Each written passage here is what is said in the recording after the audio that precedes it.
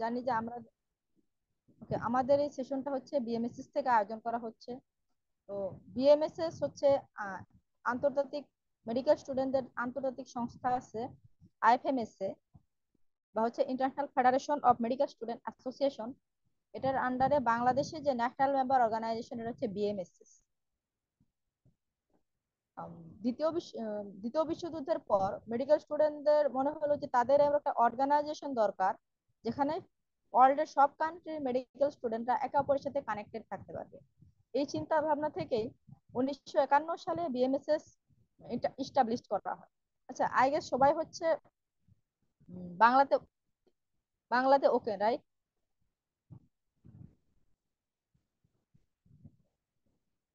ওকে।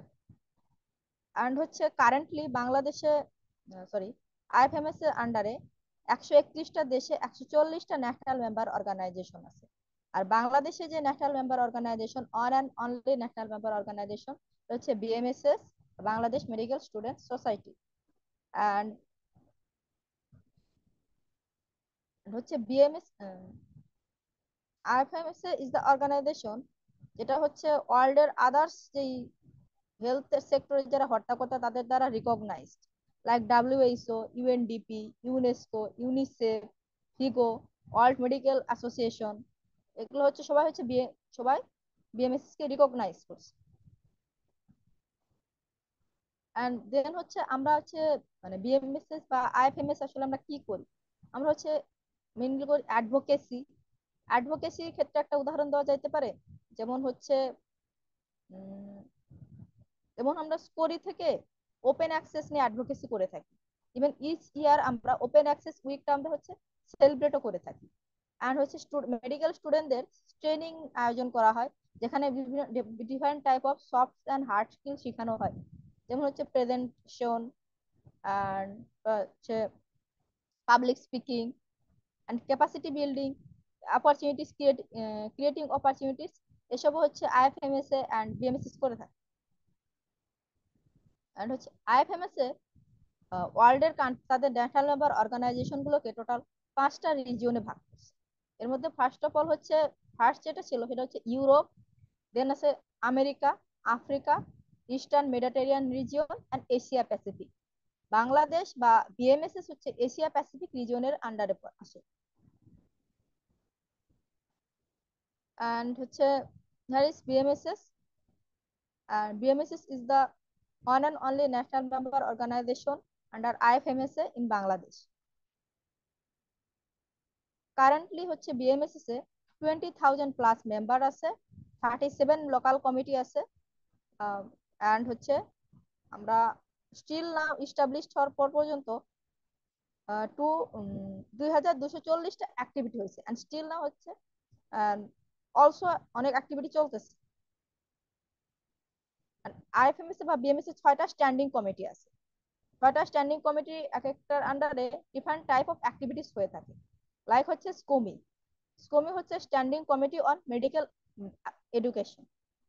তো স্কোমির আন্ডারে যেটা করা হয়, মেডিকেল স্টুডেন্টদের স্কিল ডেভেলপমেন্ট, মেডিকেল স্টুডেন্টদের হচ্ছে অ্যাডভোকেসি অ্যান্ড আদার্স টাইপ এই কাজগুলো স্কোমি থেকে হয়ে থাকে। অ্যান্ড আমি স্কোপি আর স্কোরিটা একটু পরে ডিসক্রাইব করতে চাই, কারণ আমরা নিজেরা যেহেতু এটা নিয়ে কাজ করি। অ্যান্ড স্কোপ, স্কোপ হচ্ছে standing committee on public health. এটা হচ্ছে পাবলিক হেলথ রিলেটেড জিনিসগুলো নিয়ে কাজ করে থাকে। দেন আসে স্কোরা। স্কোরা হচ্ছে standing committee on sexual and reproductive health and rights including HIV AIDS. এটা হচ্ছে reproductive health and HIV AIDS এগুলো নিয়ে রিলেটেড জিনিসটা কাজ করে থাকে। অ্যান্ড স্কর্প যেটা standing committee on human rights and piece, এটা হিউম্যান রাইট নিয়ে কাজ করে থাকে। অ্যান্ড আইএফএমএসএ বা বিএমএসএস এর 2টা স্ট্যান্ডিং কমিটি আছে যারা হচ্ছে এক্সচেঞ্জ নিয়ে কাজ করে থাকে। আচ্ছা, যারা পার্টিসিপেন্টস আছে কেউ কি বলতে পারবে এক্সচেঞ্জ জিনিসটা কি? স্টুডেন্ট এক্সচেঞ্জ বা স্টুডেন্ট ক্লার্কশিপ জিনিসটা কেউ কেউ একটু এক্সপ্লেইন করতে পারবে?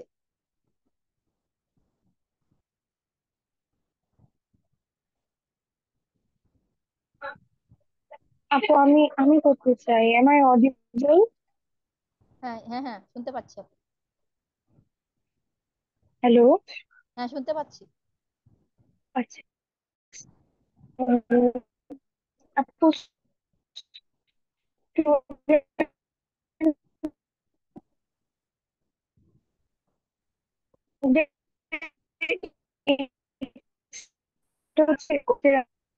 স্টুডেন্ট একটা ফরেন কান্ট্রিতে যাবে, সেখানে সে একটা নির্দিষ্ট টাইম থাকবে এবং সেখান থেকে সে মোটামুটি একটা প্র্যাকটিক্যাল নলেজ গ্যাদার করতে পারে। সেটা দুই টাইপের হয়, যেটা স্কোরি আর স্কোপির আন্ডারে হয়।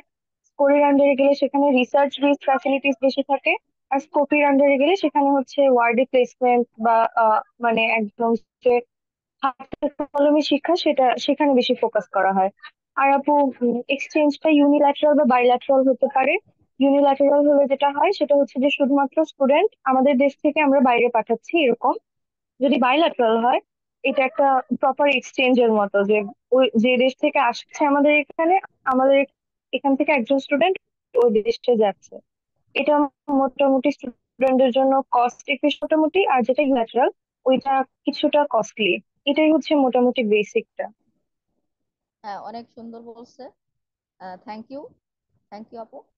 আসলে হ্যাঁ, আমরা হচ্ছে স্কোরি আর স্কোপি এই দুটোকে বলা হয় হচ্ছে স্ট্যান্ডিং কমিটি অন এক্সচেঞ্জ।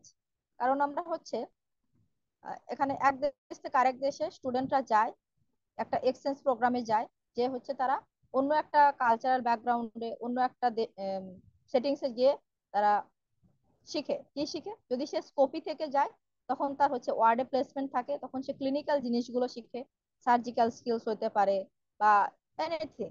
আমরা ওয়ার্ডে যা শিখি ওই রকম। অ্যান্ড যদি কেউ স্কোরি থেকে যায় তখন সে হচ্ছে রিসার্চ ক্লার্কশিপে যায়। রিসার্চ ক্লার্কশিপে গেলে সে সেখানে যে সে রিসার্চ রিলেটেড জিনিসগুলো শিখতে পারবে।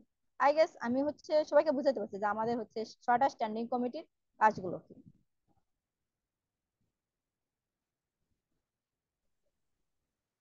অ্যান্ড আইএফএমএস এক্সচেঞ্জ, যে স্টুডেন্ট হচ্ছে এডুকেশনাল একটা কালচারাল এক্সপিরিয়েন্স গেইন করবে কিভাবে? সে অন্য একটা কান্ট্রিতে যাবে।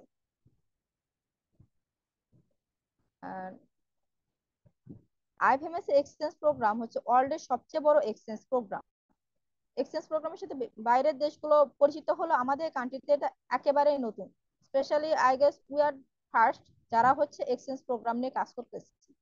প্রতি বছর আইএফএমএস এর আন্ডারে 17,000 মেডিকেল স্টুডেন্ট এক্সচেঞ্জ ক্লার্কশিপে যায়।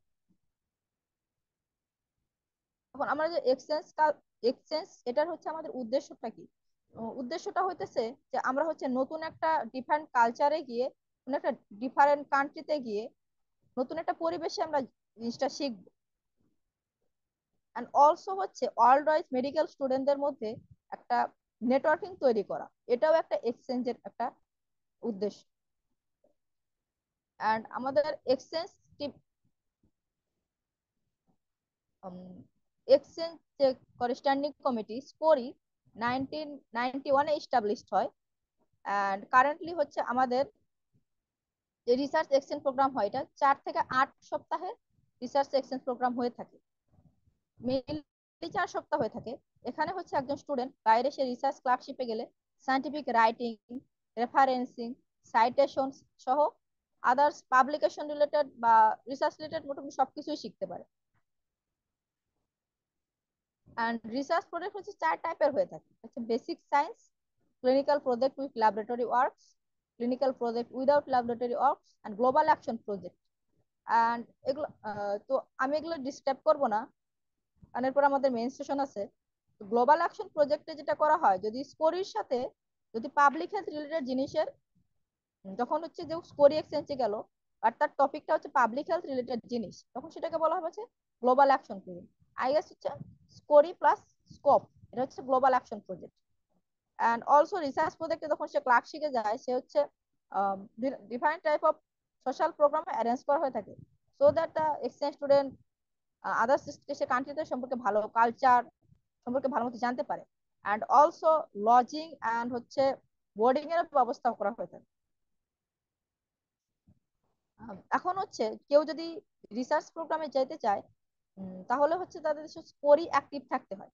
তো এখানে এখানে একটা জিনিস আমি মেনশন করব, যে বিএমএসএস হচ্ছে যখন স্কোরি অ্যাক্টিভেশন হয়, এটার ক্ষেত্রে হচ্ছে লাইট বেয়ারার ছিল ময়মনসিংহ মেডিকেল কলেজ। আমাদের আজকের যিনি মেন্টর ডক্টর স্যার, স্যারের আন্ডারে হচ্ছে আমাদের এর মধ্যে প্রথম স্কোরি অ্যাক্টিভ হয়েছিল। অ্যান্ড আমরা হচ্ছে আবার হচ্ছে স্যারের সাথে আমরা কথা বলছি, স্যার আমরা হচ্ছে আবার স্কোর অ্যাক্টিভ করব, সো দ্যাট স্টুডেন্টরা এখন আগে তো দেখা যায় ইউনিল্যাটারালি যাইতো, বাংলাদেশ থেকে যাইতো, এখন যদি আমরা স্কোরই অ্যাক্টিভ করি আমাদের এমএমসিএলসি বা আদার সিএলসিতে, তখন হচ্ছে বাইরে থেকেও স্টুডেন্ট এসে এখানে রিসার্চ ক্লার্কশিপ করতে পারবে। অ্যান্ড অলসো হচ্ছে সিলেট ওসমানী মেডিকেল কলেজেও হচ্ছে স্কোরি অ্যাক্টিভ আছে। অ্যান্ড কারেন্টলি স্কোরিতে হচ্ছে 3টা দেশের সাথে কন্ট্রাক্ট আছে, এটা হচ্ছে Indonesia and Thailand and Egypt. Indonesia and থাইল্যান্ডের সাথে 2টা ইউনিল্যাটারাল কন্ট্রাক্ট আছে, মানে হচ্ছে আমাদের এখান থেকে স্টুডেন্ট ইন্দোনেশিয়ান থাইল্যান্ডে যাবে, বাট ওদের ওখান থেকে কেউ আসবে না। অ্যান্ড ইজিপ্টের সাথে একটা বাইল্যাটারাল কন্ট্রাক্ট আছে। বাইল্যাটারাল মানে হচ্ছে আমাদের দেশ থেকে একটা স্টুডেন্ট ইজিপ্টে যাবে, অ্যান্ড ইজিপ্ট থেকে একটা স্টুডেন্ট আমাদের দেশে আসবে। দ্যাটস ওয়াই হচ্ছে আমাদের score activation so much important for research, মানে সরি এক্সচেঞ্জ। অ্যান্ড আমরা স্কোরি থেকে আমাদের যেহেতু মেইন পারপোজটা এক্সচেঞ্জ, এক্সচেঞ্জের পাশাপাশি আমরা হচ্ছে ওপেন অ্যাক্সেস নিয়ে অ্যাডভোকেসি করে থাকি। তো ইচ ইয়ার আমরা ওপেন অ্যাক্সেস উইকটা সেলিব্রেট করি। অ্যান্ড অলসো মেডিকেল স্টুডেন্টদের রিসার্চ রিলেটেড এডুকেশনের জন্য আমরা হচ্ছে কাজ করে থাকি। লাইক আজকে যে সেশনটা হইতেছে, এটাই হচ্ছে সবাইকে রিসার্চ সম্পর্কে ইনসাইট দেওয়া। অ্যান্ড অলসো হচ্ছে বিভিন্ন টাইপের campaigns, external affair statements, policy documents, এগুলো নিয়েই কাজ করা হয়। এটা হচ্ছে আমাদের নেক্সট প্রিভিয়াস ইভেন্টটা হয়েছিল হচ্ছে লিওলোরি উইকেন্ড, যেখানে আমরা হচ্ছে আমাদের লোকাল অফিসার যারা আছে তাদেরকে হচ্ছে এশিয়ান্স অফ এক্সচেঞ্জ গুলো শেখানো হয়েছে। That's all. কার কোনো কোশ্চেন আছে কি?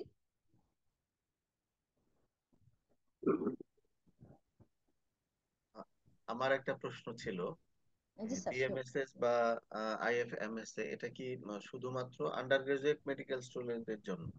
পোস্ট গ্রাজুয়েটরা তো এটাতে ইনভলভ না, তাই তো নাকি? স্যার হচ্ছে আমরা কারেন্টলি, মানে স্যার হচ্ছে আমাদের যারা ন্যাশনাল টিম বা টিম অফ অফিসিয়ালস এর যারা মেম্বার আছেন, অনেকেই স্যার ইন্টার্ন আছেন। তো দেখা যায়, but most of the participant বা যারা এখানে এক্সচেঞ্জ প্রোগ্রামে অংশগ্রহণ করে বা হচ্ছে যারা টিম টিম গুলো গঠন করে, বেশিরভাগ স্টুডেন্টই স্যার হচ্ছে আন্ডার গ্রাজুয়েট স্টুডেন্টই হয়ে থাকে। আর এক্সচেঞ্জ প্রোগ্রামের আমাদের হচ্ছে মেইন টার্গেটই থাকে স্টুডেন্টরা মেইনলি 3rd ইয়ার টু 4th ইয়ার বা 5th ইয়ারের স্টুডেন্টরা আমাদের হচ্ছে এক্সচেঞ্জ প্রোগ্রামের মেইন টার্গেট। আচ্ছা, thank you. Thank you.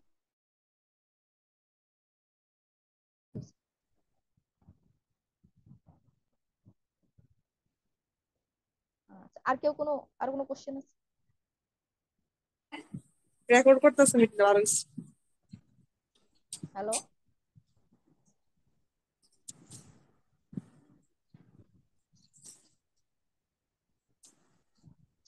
I guess কারো কোনো কোশ্চেন নাই। এখন হচ্ছে আমি স্যারকে বলবো তার পরেরটা সেশন নেওয়ার জন্য। Thank you so much sir আমাদের সাথে থাকার জন্য।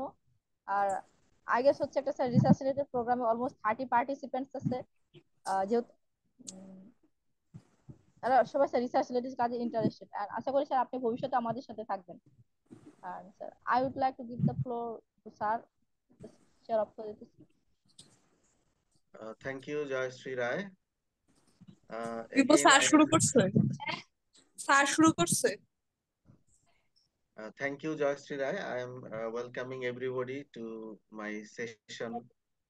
And before starting the session,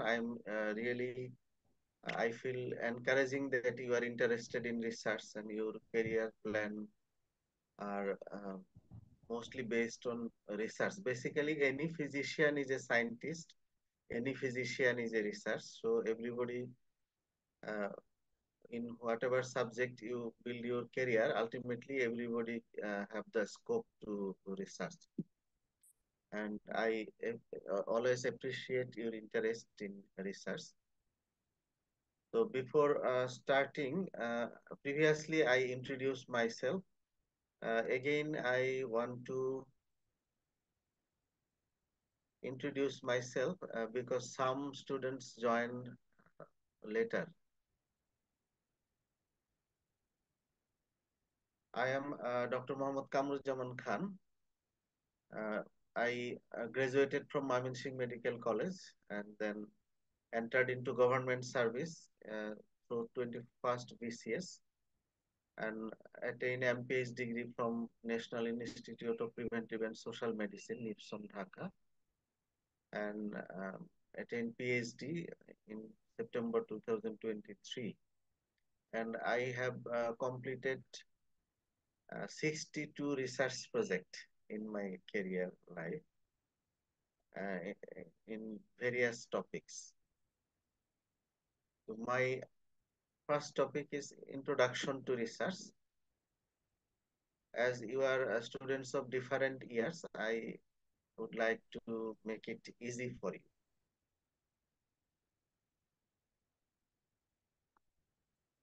Objective of the session, at the end of the session, participants will be able to define and classify research, conceptualize qualitative and quantitative research, summarize the steps of a research, mention the contents of a thesis or research protocol, mention the contents of a thesis or research report, set variables of a study, and choose tool for collection of data.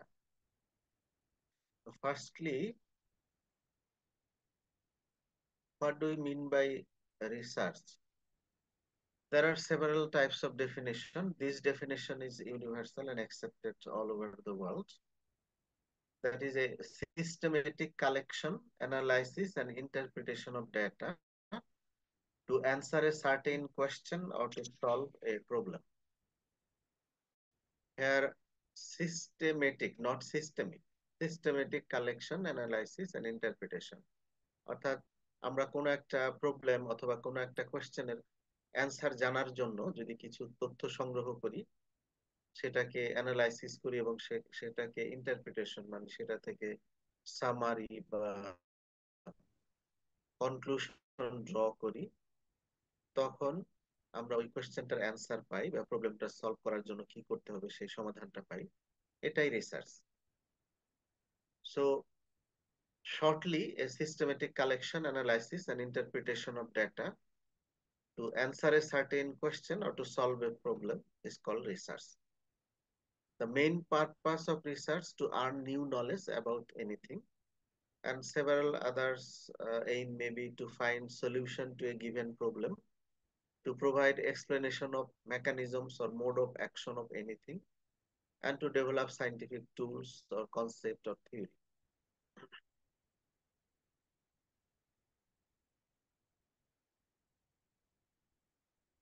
There are some alternative definition, another popular definition, almost same, scientific and systematic search for knowledge to answer certain question or to solve a problem. সুতরাং আমরা এভাবেও বলতে পারি যে scientific and systemic search for knowledge and ultimately it gives answer to a certain question or used to solve a problem. এই যে রিসার্চে আমরা যে একটা কোশ্চেনের উত্তর খুঁজি, সেই কোশ্চেনটা সাধারণ question, what, how, when, who, where, why. Answer of this question is searched in research.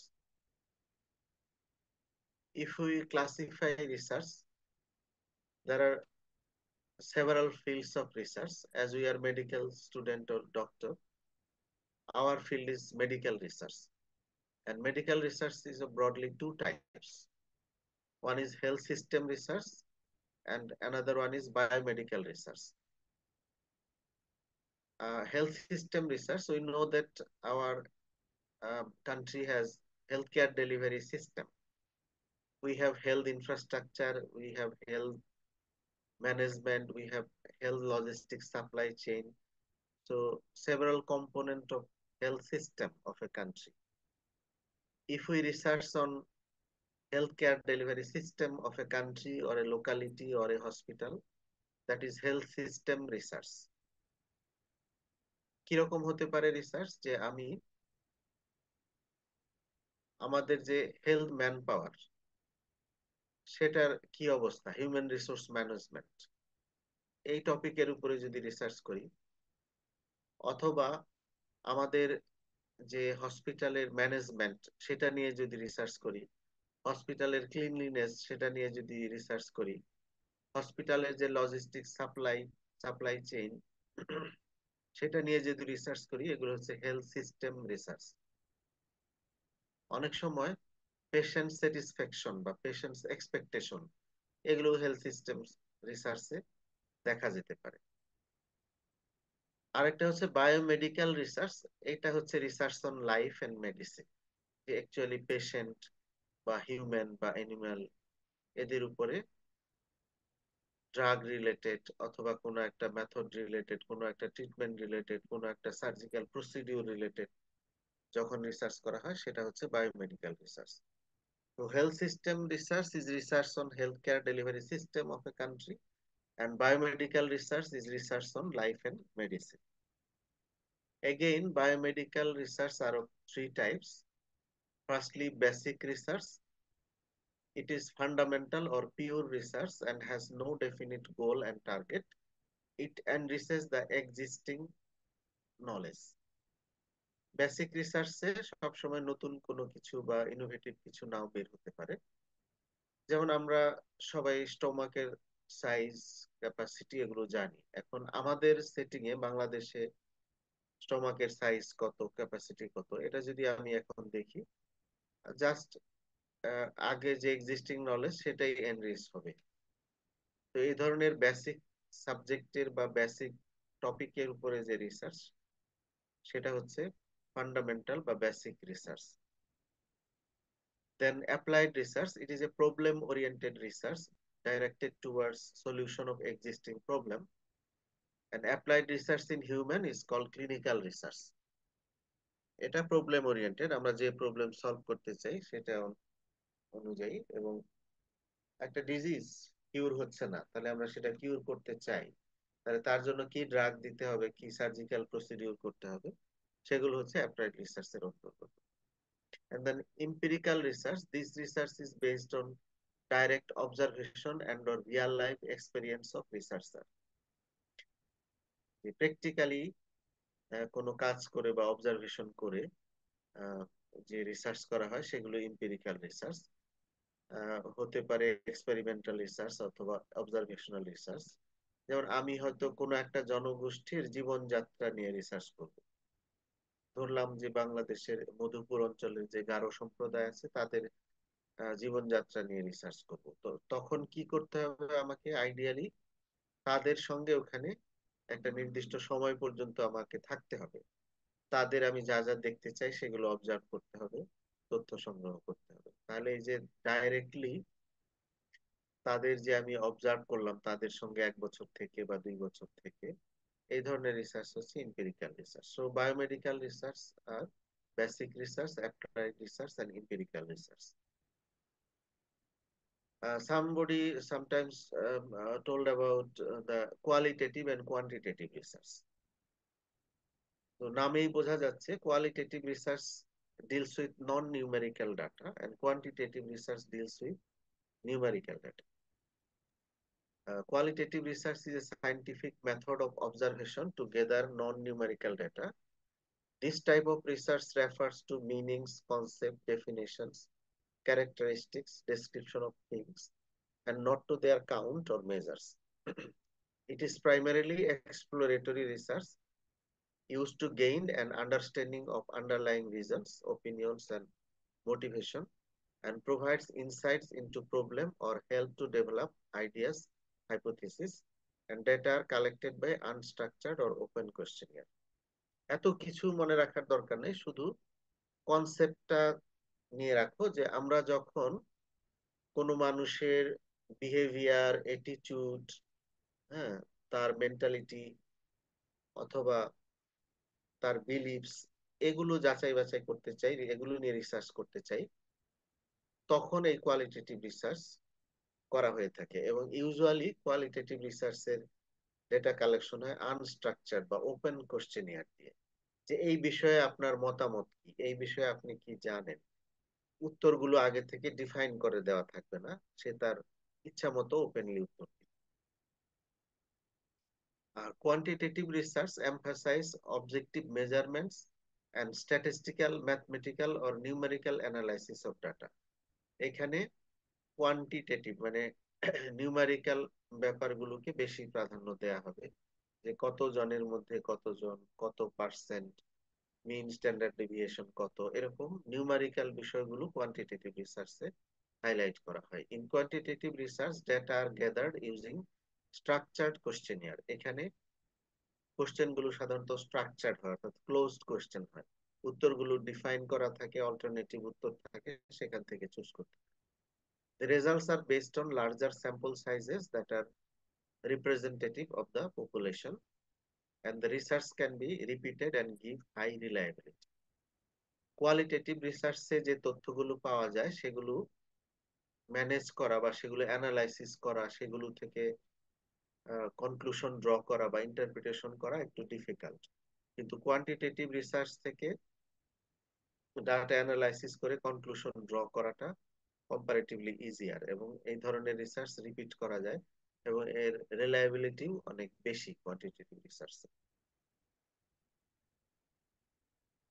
আমরা যদি একটু ডিফারেন্সিয়েট করতে চাই কোয়ালিটেটিভ এবং quantitative রিসার্চকে, qualitative research concerned with understanding human behavior from the information's perspective, and quantitative research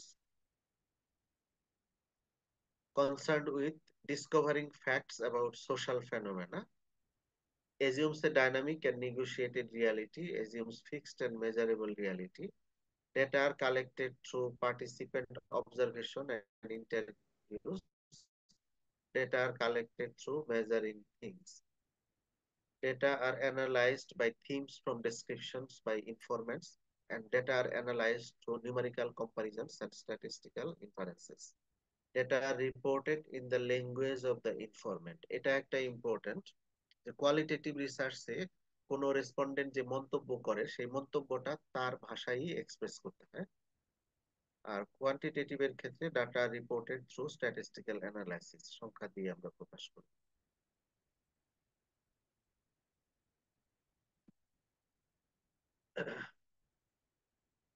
তাহলে এতক্ষণ আমি যতটুকু বলেছি তার মধ্যে থেকে সারমর্মটা মনে রাখলেই হবে, যে রিসার্চ মানে হচ্ছে systematic collection, analysis and interpretation of data to answer a certain question or to solve a problem. আর আমাদের মেডিকেল রিসার্চ দুই ধরনের হয়, একটা হচ্ছে হেলথ সিস্টেম রিসার্চ আর একটা হচ্ছে বায়োমেডিক্যাল রিসার্চ। তো আমরা মোস্টলি বায়োমেডিক্যাল রিসার্চ করি, হেলথ সিস্টেম রিসার্চ একটু কম্পারেটিভলি কম হয়। তো আমরা যে কোনো রিসার্চই যখন করতে যাব তখন কি কি স্টেপস আমরা ফলো করব, গ্রসলি আমি স্টেপস গুলো বলবো। যে প্রথমে আমরা রিসার্চ টপিক সিলেক্ট করব, যে আমি কি বিষয়ের উপরে রিসার্চ করব, এবং টপিক সিলেকশন করার ক্ষেত্রে আমরা নিজের ইন্টারেস্টকে প্রাধান্য দিব। দুইটা জিনিসকে, অনেক জিনিসই আছে তার মধ্যে দুইটা জিনিসকে প্রাধান্য দিব। ওয়ান ইজ ওন ইন্টারেস্ট, আমি কোন বিষয়ে রিসার্চ করতে ইন্টারেস্টেড, দেন ফিজিবিলিটি, এটা করা সম্ভব কিনা। হ্যাঁ, আমি এমন একটা টপিক নিলাম যেটা আমার চারপাশে করা সম্ভব না, সেই ল্যাবরেটরি ইনভেস্টিগেশন আমার দেশে নাই, ভালো লাগে ঘুরিয়েছি সেই ইন্টারেস্ট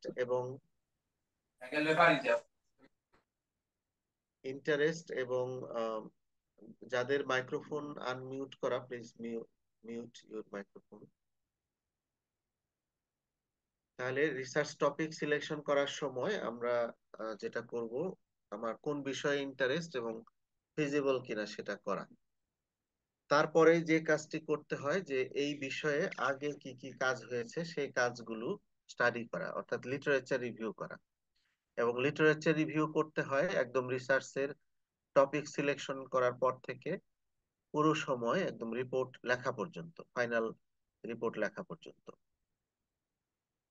তারপরের কাজ হচ্ছে সিলেক্টিং রিসার্চ কোশ্চেন, অর্থাৎ আমি আমার রিসার্চে কোন প্রশ্নের উত্তর চাই সেই প্রশ্নটাকে ডিফাইন করা। Then formulating hypothesis, research question set করলেও হয়, হাইপোথিসিস সেট করলেও হয়, দুটো করার প্রয়োজন নেই, যে কোনো একটা করলে হয়। কোন ক্ষেত্রে কোনটা সেটা আমি যখন রিসার্চ ডিজাইন করাবো তখন বলবো। তো হাইপোথিসিস হচ্ছে আমি যে প্রশ্নের উত্তর চাই সেই প্রশ্নের একটা অ্যান্সারের ইন্টেলিজেন্ট গেস, যে একটা বুদ্ধিমত্তার সঙ্গে সেই প্রশ্নের উত্তর কি হতে পারে সেটার উত্তর বা অনুমান নির্ভর যে উত্তর, সেটাই হচ্ছে হাইপোথিসিস।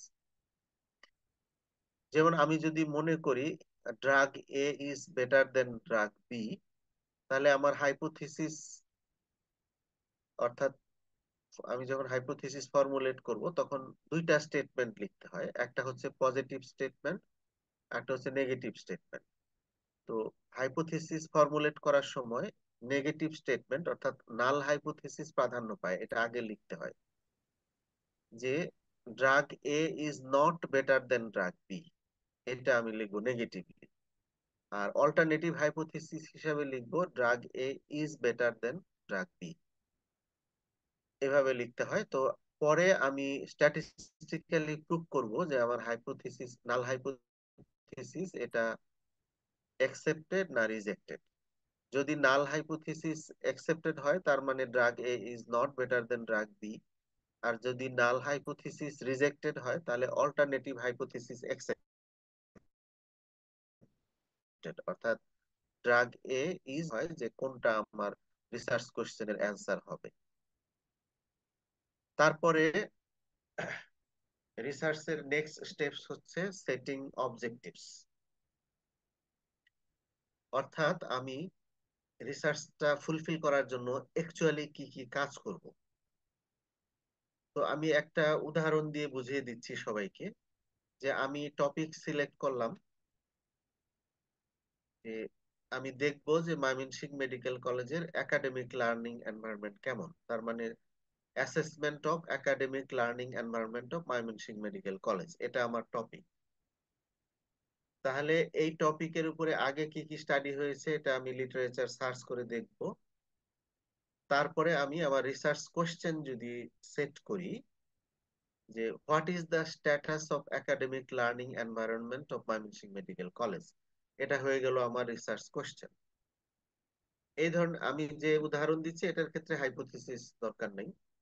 যদি হাইপোথিসিস সেট করি তখন কম্পারেটিভ স্টাডির ক্ষেত্রে সাধারণত হাইপোথিসিস সেট করতে হয়। আমি যদি সিবিএমসিবির সঙ্গে একই সাথে দুইটা অ্যাসেস করে কম্পেয়ার করি তাহলে তখন বলতে পারি যে academic learning environment of Mymensingh medical college is not better than CBMCB, আর অল্টারনেট হচ্ছে ইজ বেটার দেন সিবিএমসিবি। তো সেটা আমি যে টপিক বলেছি শুধুমাত্র assessment of academic learning environment of Mymensingh medical college, এক্ষেত্রে আমার হাইপোথিসিস দরকার নেই। তো নেক্সট আমি কি করব, অবজেক্টিভ সেট করব। আমি আমার যে রিসার্চের টাইটেল সেটা সেটার আগে যদি অ্যাকশন ভার্ব লাগিয়ে দিই তাহলে সেটা আমার জেনারেল অবজেক্টিভ হবে। কিরকম, যেমন আমার টাইটেল ছিল assessment of academic learning environment of Mymensingh medical college, তাহলে আমি to assess academic learning environment of Mymensingh medical college, এটাই হলো আমার জেনারেল অবজেক্টিভ। এখন এই যে to assess academic learning environment of Mymensingh medical college, এটা করার জন্য আমার কি কি কাজ করতে হবে। আমার একাডেমিক লার্নিং এর যত কম্পোনেন্ট আছে সবগুলো অ্যাড্রেস করতে হবে। তাহলে কি করতে হবে, two gather students opinion on teachers performance, টিচাররা কেমন পারফর্ম করে তার উপরে ওপিনিয়ন নিতে হবে। ক্লাসরুম এনভায়রনমেন্ট বা লজিস্টিক সাপোর্ট কেমন তার উপরে তথ্য নিতে হবে। হোস্টেলের অবস্থা কেমন তার উপরে তথ্য নিতে হবে। লাইব্রেরি গুলোর অবস্থা কেমন, ওভারঅল ক্যাম্পাসের এনভায়রনমেন্ট কেমন, এই বিষয়গুলোতে স্টুডেন্টদের ওপিনিয়ন নিতে হবে। তাহলে আমার এই যে প্রত্যেকটা ওপিনিয়ন আমি নিব এগুলো হচ্ছে আমার স্পেসিফিক অবজেক্টিভ, যে to assess students perception on performance of teachers, এটা একটা specific objective. To assess overall environment of the campus by the opinion of the students, এটা একটা স্পেসিফিক অবজেক্টিভ।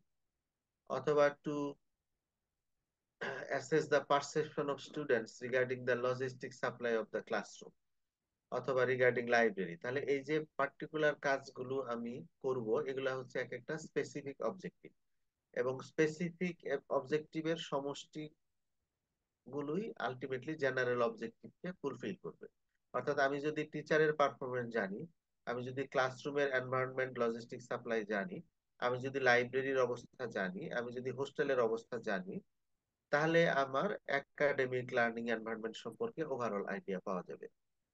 তো এইভাবে জেনারেল অবজেক্টিভকে ভেঙে ভেঙে স্পেসিফিক অবজেক্টিভ ধরতে হয়। সাধারণত একটা স্টাডির জেনারেল অবজেক্টিভ একটা হয় আর স্পেসিফিক অবজেক্টিভ একাধিক হয়। তারপরে যখন আমি স্পেসিফিক অবজেক্টিভ সেট করে ফেলবো, তখন আমার ভেরিয়েবল সেট করতে হবে, অর্থাৎ স্টাডিতে আমি কি কি প্যারামিটার দেখব। তাহলে আমি যে উদাহরণটা দিচ্ছিলাম, এটার ভেরিয়েবল অর্থাৎ কি আমি দেখবো, যে টিচার্স পারফরমেন্স, এটা একটা ভেরিয়েবল।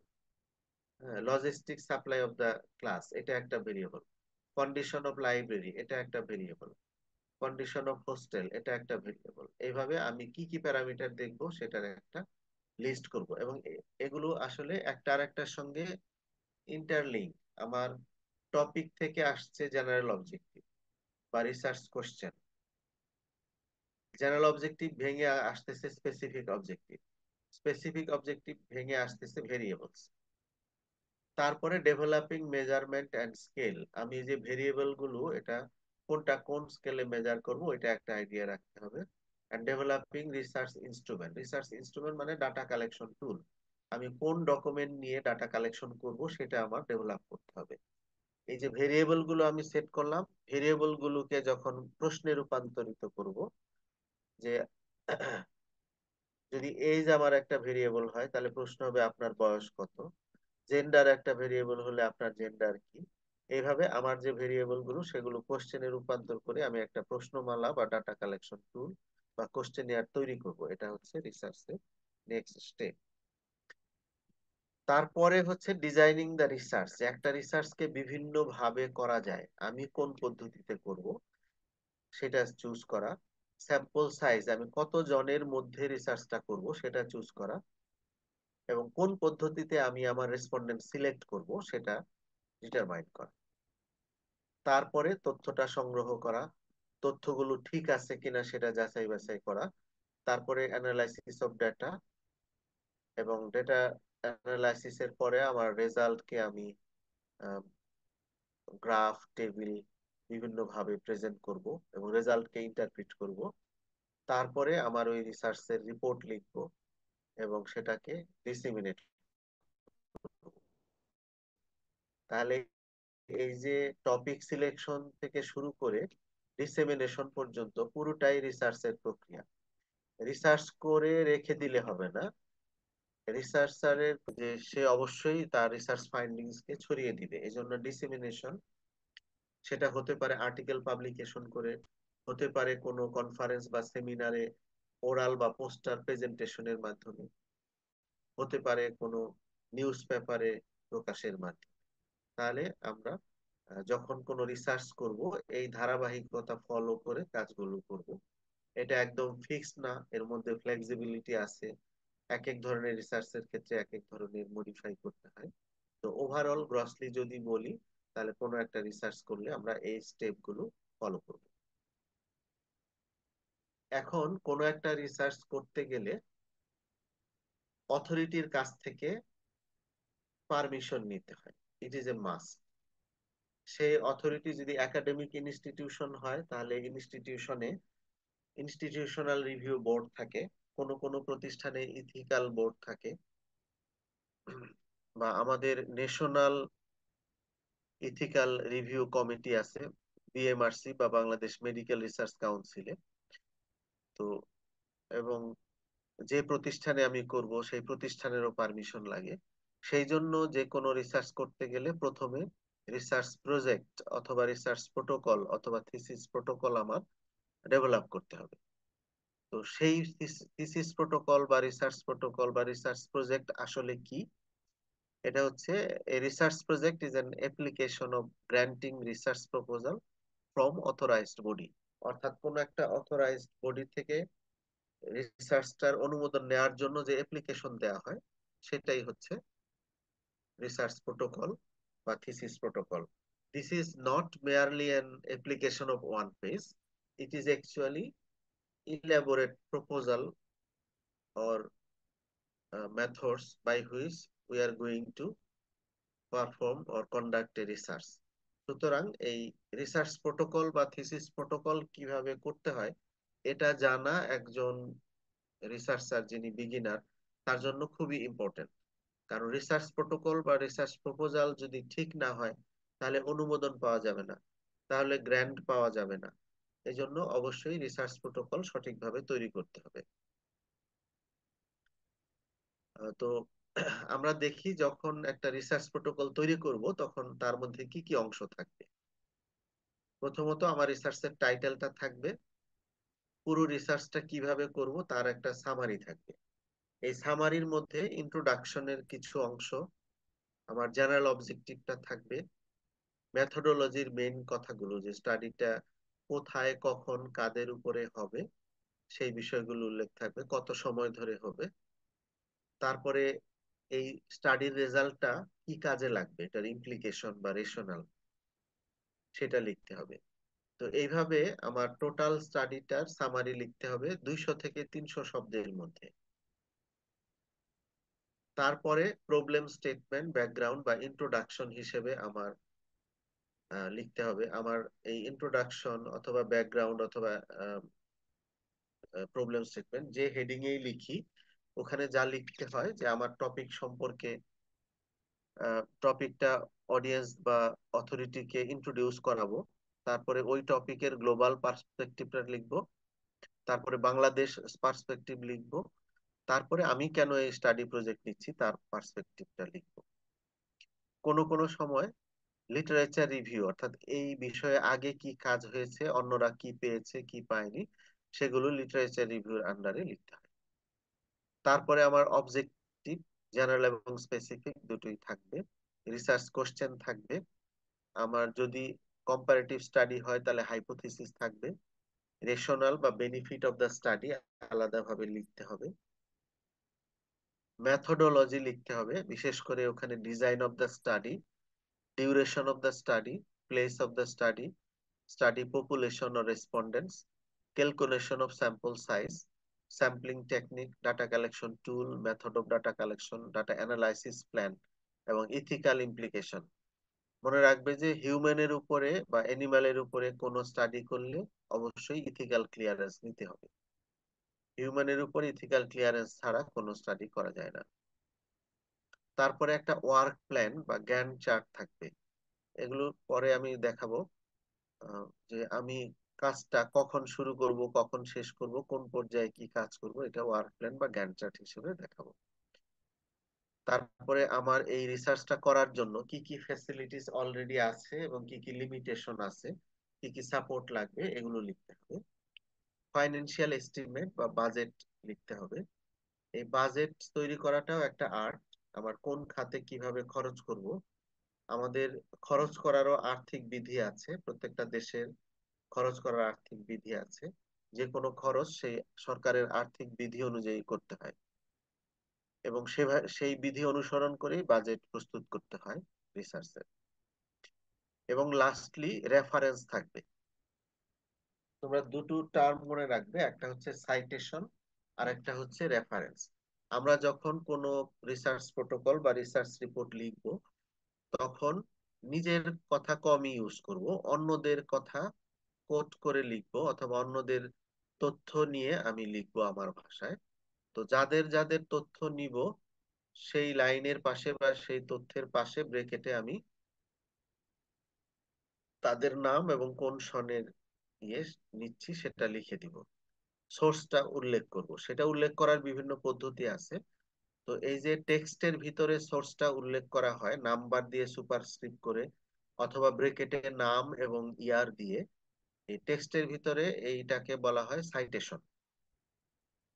অর্থাৎ যে তথ্যটা আমি লিখলাম তার পাশেই সোর্সটা থাকবে, সেটা হচ্ছে সাইটেশন। আবার সারা প্রপোজালে বা টোটাল রিসার্চে আমি যতগুলো সাইটেশন করলাম সবার শেষে তার আবার লিস্ট করতে হবে, এই লিস্টটাকে বলে রেফারেন্স। তাহলে সাইটেশন আর রেফারেন্স কিন্তু ডিফারেন্ট জিনিস। টেক্সটের মধ্যে সোর্স উল্লেখ করা সেটা হচ্ছে সাইটেশন, আর লাস্টে সাইটেশন গুলোর লিস্ট করা সেটা হচ্ছে রেফারেন্স। তাহলে একটা রিসার্চ প্রপোজাল লিখলে এই কম্পোনেন্ট গুলো ইউজুয়ালি থাকে। তবে মনে রাখতে হবে যে একাডেমিক রিসার্চের জন্য প্রত্যেক ইনস্টিটিউশনের আলাদা আলাদা প্রোফর্মা থাকে, সেখানে এর কিছুটা ভেরিয়েশন থাকতে পারে। অথবা যে সমস্ত অর্গানাইজেশন ফান্ড দেয় রিসার্চ করার জন্য, তাদের নিজস্ব প্রোফর্মা থাকতে পারে, সেখানে এর থেকে কিছুটা ভেরিয়েশন হতে পারে। তবে মোটামুটি ভাবে এই অংশগুলো বা এই কম্পোনেন্ট গুলো দিয়েই রিসার্চ প্রোটোকল তৈরি করা হয়। আবার যখন আমি রিসার্চ রিপোর্ট লিখবো অথবা থিসিস লিখবো, ডিজার্টেশন লিখবো, অর্থাৎ রিসার্চ শেষ হয়ে যাওয়ার পরে, তখন এর কম্পোনেন্ট কিছুটা ভিন্নভাবে লিখতে হয়। যেমন তখন কি কি থাকবে? টাইটেল থাকবে, অ্যাবস্ট্রাক্ট থাকবে। আগে ছিল সামারি, এখানে হচ্ছে অ্যাবস্ট্রাক্ট। এই অ্যাবস্ট্রাক্টও 200 থেকে 300 শব্দে লিখতে হয়। এখানে ব্যাকগ্রাউন্ড থাকবে বা ইন্ট্রোডাকশনের কিছু অংশ থাকবে, আমার অবজেক্টিভ বা এইম থাকবে, মেথোডোলজি থাকবে, স্টাডির রেজাল্টস থাকবে এবং কনক্লুশন থাকবে। এই নিয়ে 200 থেকে 300 শব্দে আমরা অ্যাবস্ট্রাক্ট লিখবো। তারপরে ইন্ট্রোডাকশন, মানে ব্যাকগ্রাউন্ড বা রেশনাল, এই দুটা মিলে ইন্ট্রোডাকশন থাকবে। রিসার্চ কোশ্চেন অথবা হাইপোথিসিস যে কোনো একটা থাকবে। রিসার্চের objective both general and specific থাকবে। লিটারেচার রিভিউ থাকবে, মেথোডোলজি ডিটেইলস থাকবে, আমার রেজাল্টস থাকবে। ইম্পর্টেন্ট রেজাল্ট গুলো অন্য স্টাডির সঙ্গে কম্পেয়ারের মাধ্যমে ডিসকাশন থাকবে। কনক্লুশন থাকবে, কনক্লুশনে আমার রিসার্চের কি ফাইন্ডিংস অথবা ওই যে রিসার্চ কোশ্চেনের উত্তর কি পেলাম সেটা লেখার মাধ্যমে কনক্লুশন ড্র করতে হয়। আমি যে ফাইন্ডিংস পেলাম তার প্রেক্ষাপটে রিকমেন্ডেশন থাকবে, অর্থাৎ কি করতে হবে ওই প্রবলেম সলভ করার জন্য বা প্রশ্নের উত্তর পাওয়ার জন্য, সেই রিকমেন্ডেশন থাকবে। রেফারেন্স থাকবে এবং অ্যাপেন্ডিক্স বা কিছু অ্যাটাচমেন্ট থাকবে। অ্যাটাচমেন্টের মধ্যে কনসেন্ট ফর্ম, কোশ্চেনিয়ার, তারপরে আহ, যদি কোনো ফটোগ্রাফ যেটা ইম্পর্টেন্ট স্টাডির সঙ্গে রিলেটেড, বায়োগ্রাফি, এগুলো অ্যাপেন্ডিক্সে অ্যাটাচমেন্ট হিসেবে থাকবে। তাহলে মোটামুটি ভাবে একটা রিসার্চ রিপোর্ট বা একটা ম্যানুস্ক্রিপ্ট লিখতে গেলে এই কম্পোনেন্ট গুলো থাকে। আমি বলেছিলাম যে রিসার্চে ভেরিয়েবল সেট করতে হয়।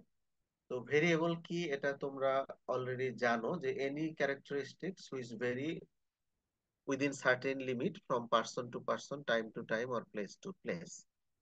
আর রিসার্চের ক্ষেত্রে আমরা যে প্যারামিটার গুলো অবজার্ভ করি বা যে প্যারামিটারের উপরে তথ্য সংগ্রহ করি সেগুলোই হচ্ছে ভেরিয়েবল।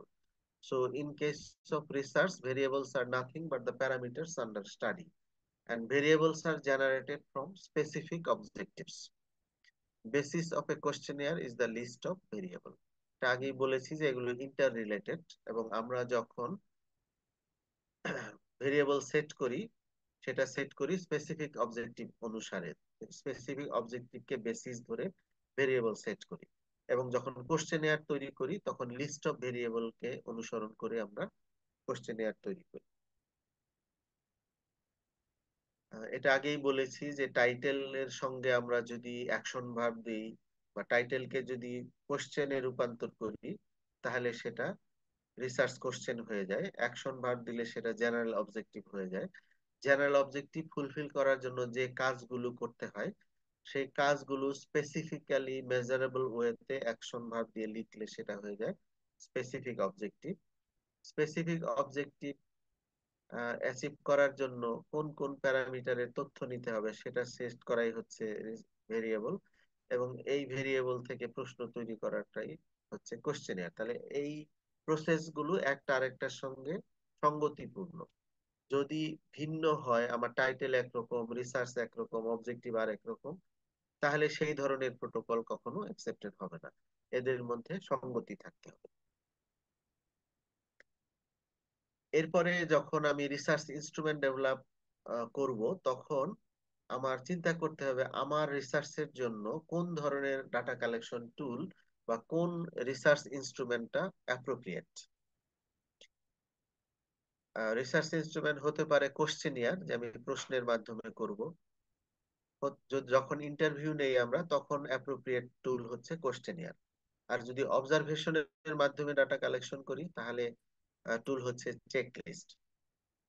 যখন আমরা কোনো পেশেন্টের তথ্য নিই, তখন সাধারণত আমরা হিস্ট্রি নেই, কিছু ক্লিনিক্যাল এক্সামিনেশন করি, কিছু ল্যাবরেটরি ইনভেস্টিগেশন করি, এবং এই সমস্ত ক্ষেত্রে আমার ডাটা কালেকশনের টুলকে বলা হয় কেস রেকর্ড ফর্ম। অর্থাৎ এটা হচ্ছে একটা মিক্সড ফর্ম, যেখানে কিছু কোশ্চেনিয়ার থাকবে, কিছু চেক লিস্টের মতো কোশ্চেন থাকবে, কিছু ল্যাবরেটরি ইনভেস্টিগেশনের তথ্য থাকবে। তো এই জন্য এই ধরনের কম্বাইন্ড ফর্মকে পেশেন্টের জন্য যেটা আমরা ইউজ করি, এটাকে কেস রেকর্ড ফর্ম বলা হয়।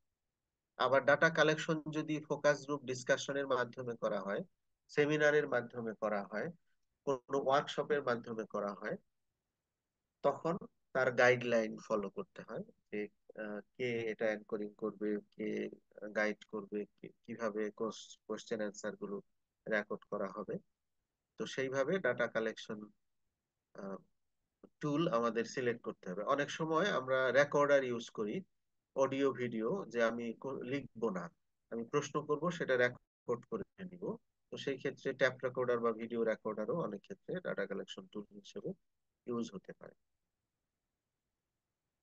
আমি এই লেকচারের শেষের দিকে চলে আসছি।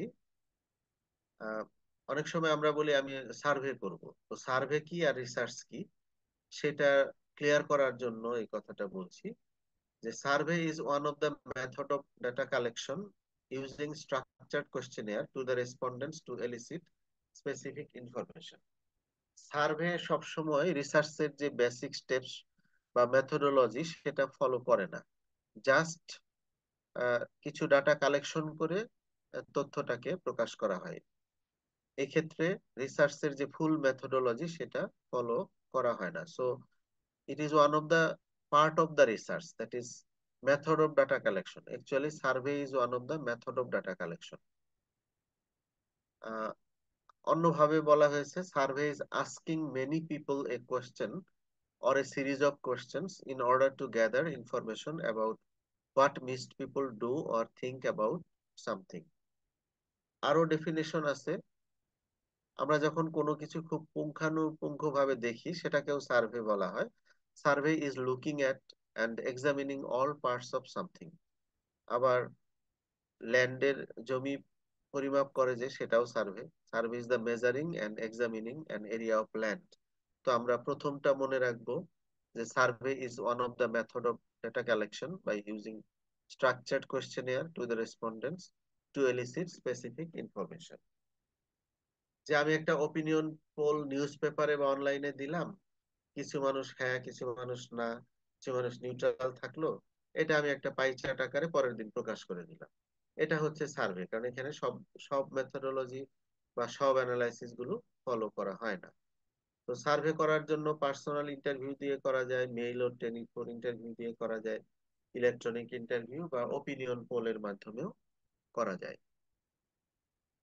তো আমি এই পর্যন্ত রিসার্চকে ইন্ট্রোডিউস করার চেষ্টা করলাম, যে আমরা রিসার্চ কি, কি ধরনের টাইপ আছে, আমরা যখন রিসার্চ করব কিভাবে অগ্রসর হব রিসার্চ করার জন্য, সেই ইয়েগুলো বললাম। এখন তোমাদের যদি কোনো প্রশ্ন থাকে এই অংশটুকুর মধ্যে, তাহলে তোমরা প্রশ্ন করতে পারো, ফ্রিলি কোয়েশ্চেন করো, কোনো আহ, ব্যাপারে আমি উত্তর দেওয়ার চেষ্টা করব।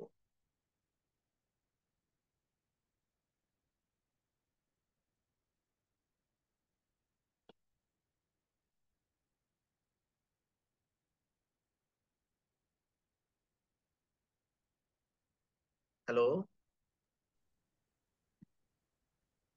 তোমাদের কারো কোনো প্রশ্ন আছে কিনা? সাইটেশন আর রেফারেন্সটা আরেকবার একটু বললেন। হ্যাঁ, এটা আমি যখন রিসার্চ রিপোর্ট বা ম্যানুস্ক্রিপ্ট রাইটিং দেখাবো তখন দেখাবো।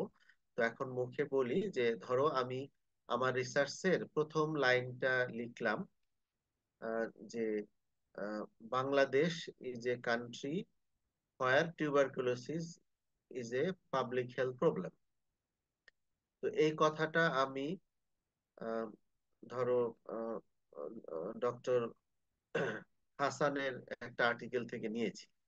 তাহলে আমি যখন এই লাইনটা লিখবো, Bangladesh is a country where tuberculosis is a public health problem, পাশে ব্রেকেটে আমি লিখবো হাসান 2020, যেটা হাসান স্যারের 2020 সনের আর্টিকেল থেকে নেওয়া হয়েছে। তাহলে এই যে আমি প্রথম লাইনটা লিখলাম, তারপরে হাসান কমা দিয়ে 2020 লিখলাম, তারপরে দ্বিতীয় লাইন শুরু করলাম যে tuberculosis is caused by microbacterium tuberculosis, আর ওইভাবে শুরু করলাম। এরকম প্রত্যেকটা লাইন আমি যে সোর্স থেকে নিব ব্রেকেটে তার নাম এবং সন লিখলাম। এই যে লিখলাম আমার লেখার মাঝে মাঝে লাইনের শেষে, এটা হচ্ছে সাইটেশন। আবার যখন আমার লেখা শেষ হয়ে যাবে, সবার শেষে একটা লিস্ট করতে হয়, যে 1 নম্বরে যে লিখলাম হাসান 2020, এটা ডিটেলস লিখতে হবে, যে ধরো হাসান, ডক্টর কামরুল হাসান পুরা লিখলাম, তারপরে সেটা কোন মানে তার আর্টিকেলের টাইটেল কি ছিল, কোন জার্নালে পাবলিশ হয়েছে, কত সনে পাবলিশ হয়েছে, ভলিউম কত, পৃষ্ঠা নাম্বার কত, এগুলো ডিটেলস লিখতে হবে। তো ওই এই যে লিস্ট করব লাস্টে আমার সকল সাইটেশনের, সেটাকে বলে রেফারেন্স। আর টেক্সটের মধ্যে যে নাম আর সন লেখা, এটাকে বলে সাইটেশন। ক্লিয়ার হয়েছে নিশ্চয়ই? জি sir, thank you sir. Okay, you are welcome. Any more question regarding research or methodology or anything else regarding research or statistics? Sir, আমার একটা কোশ্চেন ছিল। হ্যাঁ, স্যার, শিওর। আমরা যখন কোনো রিসার্চ করতেছি, এখানে আমরা তো অনেকগুলো স্টেপ ফলো করি। সেখানে টাইটেল, সামারি, প্রবলেম স্টেটমেন্ট এসব থাকে। তো স্যার, আমরা যখন বায়োমেডিক্যাল রিসার্চের ক্ষেত্রে যাব, kind of like clinical research, যদি এক্সাম্পল দেই, যে স্টেম সেল নিয়ে যদি কোনো রিসার্চ করতে চাই, না এটা জাস্ট এক্সাম্পলের জন্য, স্টেম সেল নিয়ে যদি রিসার্চ করতে চাই, তাহলে স্যার আমরা মানে ডেটা কালেকশন কিভাবে করব যদি আমাদের কাছে ডেটা অ্যাকচুয়ালি না থাকে? আমরা ফার্স্টে এটার উপর অ্যাটেন্ড করতেছি, আমাদের কাছে কোনো ডেটা নাই, we do not have any trials, তখন আমরা কিভাবে স্টার্ট করব? আচ্ছা, থ্যাংক ইউ স্যার। সাধারণত এরকম হয় না যে কোনো ডাটাই নাই, কিছু না কিছু তথ্য আগে থেকেই থাকে। তো তারপরেও যদি ওরকম আহ, না থাকে, সেই ক্ষেত্রে আমরা নিজেরাই আমরা শুরু করব, কিন্তু স্টেপ সবগুলোই ফলো করতে হবে। আমার লিটারেচার না থাকলেও সার্চ করতে হবে। আর এখন হচ্ছে যে ওই যে গুগল থাকার কারণে এবং বেশিরভাগ পাবলিকেশন অনলাইনে ছড়িয়ে যাওয়ার কারণে কোনো না কোনো রিলেটেড লিটারেচার পাওয়াই যাবে।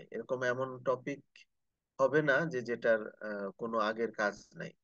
এখন যদি আমি স্টেম সেল রিলেটেড রিসার্চ করতে চাই, ধরো কোনো পার্টিকুলার একটা ডিজিজ, যে আমি এসএলই তে স্টেম সেল কার্যকরী কিনা ওটা দেখবো, তাহলে আমার ওই নিয়ম মতোই আমি পার্টিকুলারলি কি দেখবো, যে এসএলই এর কোন স্টেজে শুধু ফিমেলদের উপরে এই স্টেম সেলটা ইফেক্টিভ কিনা, আর সেটা আমার ডিফাইন করে টাইটেলটা ঠিক করতে হবে। তারপরে আমি সার্চ করব যে ওই লিটারেচার আছে কিনা। যদি নাও থাকে, তবু আমার এই যে অবজেক্টিভ রিসার্চ কোশ্চেন, এগুলো সবই লিখতে হবে। এবং আলটিমেটলি এই রিসার্চটা করে আমার কি লাভ হবে, অর্থাৎ তথ্য লিমিটেড থাকুক আর অ্যাবান্ডেন্ট থাকুক, আলটিমেটলি আমাকে রিসার্চের এই স্টেপ গুলো ফলো করেই কাজ করতে হবে। এর বিকল্প কিছু নাই। আর একদম নিউ রিসার্চের ক্ষেত্রে এই যে রিসার্চ কোশ্চেনিয়ার ডেভেলপ করা বা ডাটা কালেকশন টুল ডেভেলপ করা, এগুলো নিজেই করতে হয় তখন।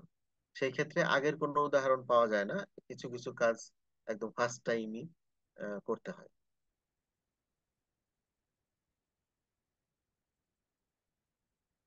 আরো কোনো প্রশ্ন? আসসালামু আলাইকুম স্যার। স্যার, আমার একটা প্রশ্ন আছে। স্যার, হাইপোথেসিস ফর্মুলেশনের সময় আমরা কি জাস্ট রিসার্চারের ইন্টেলিজেন্সটা ইউজ করব, নাকি প্রিভিয়াস রিসার্চের ডিসিশন গুলো আনবো? হ্যাঁ, আমি যখন হাইপোথিসিস ফর্মুলেট করব, তখন প্রিভিয়াস স্টাডির রেজাল্ট এবং এক্সপেরিয়েন্স, রিসার্চারের এক্সপেরিয়েন্স, এগুলো মিলেই তো ইন্টেলিজেন্ট তৈরি হয়। এবং তখন আমি গেস করব যে এটার রেজাল্ট কি হতে পারে। এখানে দুটোই, আমার আগের স্টাডির রেজাল্ট এবং আমার যে এক্সপেরিয়েন্স, সেটা দেখেই আমি গেস করব।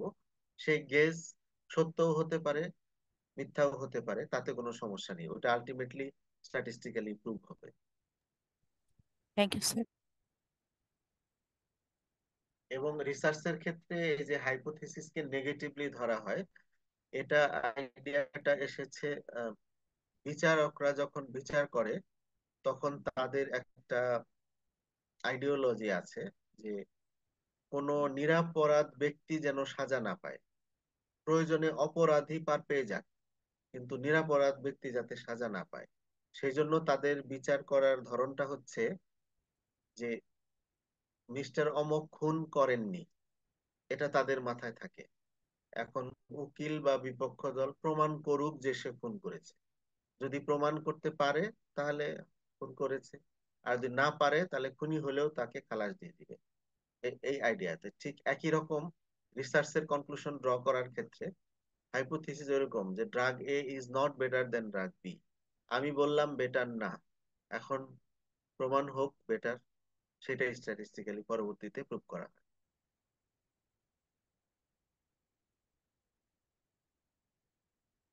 আচ্ছা, আর যদি কোয়েশ্চেন না থাকে তাহলে আমি রিসার্চ ডিজাইনের সেশনে যাব। স্যার আমার একটা কোশ্চেন।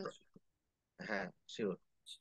স্যার আসলে রিসার্চের যে একটা কোনো টপিক সিলেক্ট করব, মানে কোনো একটা আইডিয়া আসবে, ওটা আসলে মানে কিভাবে চুজ করব? এটা ওই যে বললাম যে প্রত্যেকের একটা ইন্টারেস্ট থাকে, যে যিনি রিসার্চ করবেন তার একটা ইন্টারেস্ট থাকে যে আমি আমার ডায়াবেটিসে কেন পায়ে আলসার হয় বা ডায়াবেটিক ফুড নিয়ে আমি রিসার্চ করব। অথবা যেমন আমি যে উদাহরণটা দিলাম যে একাডেমিক লার্নিং এনভায়রনমেন্ট, আমি লিটারেচার সার্চ করে দেখলাম যে মেডিকেল কলেজগুলোর একাডেমিক এনভায়রনমেন্ট কেমন। এটা ইউকে তে স্টাডি হয়েছে, আয়ারল্যান্ডে হয়েছে, অস্ট্রেলিয়ায় হয়েছে, তো বাংলাদেশে কোনো স্টাডি হয়নি।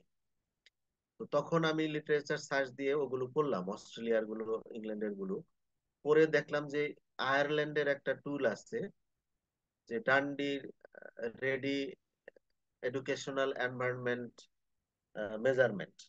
তো তাদের ওই টুলটা ওয়ার্ল্ড ওয়াইড ইউজ করা যায়, ওখানে 50টা কোয়েশ্চেন আছে, তোমাদের মধ্যে কেউ কেউ এখানে সেটার অ্যান্সারও দিয়ে থাকতে পারো, আমি এমএমসি তেও করেছি। তো ওই 50টা কোয়েশ্চেনের অ্যান্সার, তার মধ্যে কিছু আছে টিচারের উপরে, কিছু লজিস্টিকের উপরে, কিছু ওভারঅল এনভায়রনমেন্টের উপরে, কিছু তার হোস্টেলের উপরে। তো এগুলো উত্তর দিয়ে একাডেমিক এনভায়রনমেন্ট আমি যেমন আমার দেশে বাংলাদেশে অ্যাসেস করলাম স্বাস্থ্য মন্ত্রণালয়ের ফান্ডে। তো এই আইডিয়াটা আমার কিভাবে আসলো, যে যেহেতু আমি মেডিকেল টিচার, তাহলে ছাত্ররা কি কি বিষয়ে সাফার করে বা তাদের কি কি জিনিস আরো ডেভেলপ করা দরকার, তাদেরকে কিভাবে আমরা আরো তাদের জন্য কমফোর্টেবল করতে পারি মেডিকেল কলেজকে।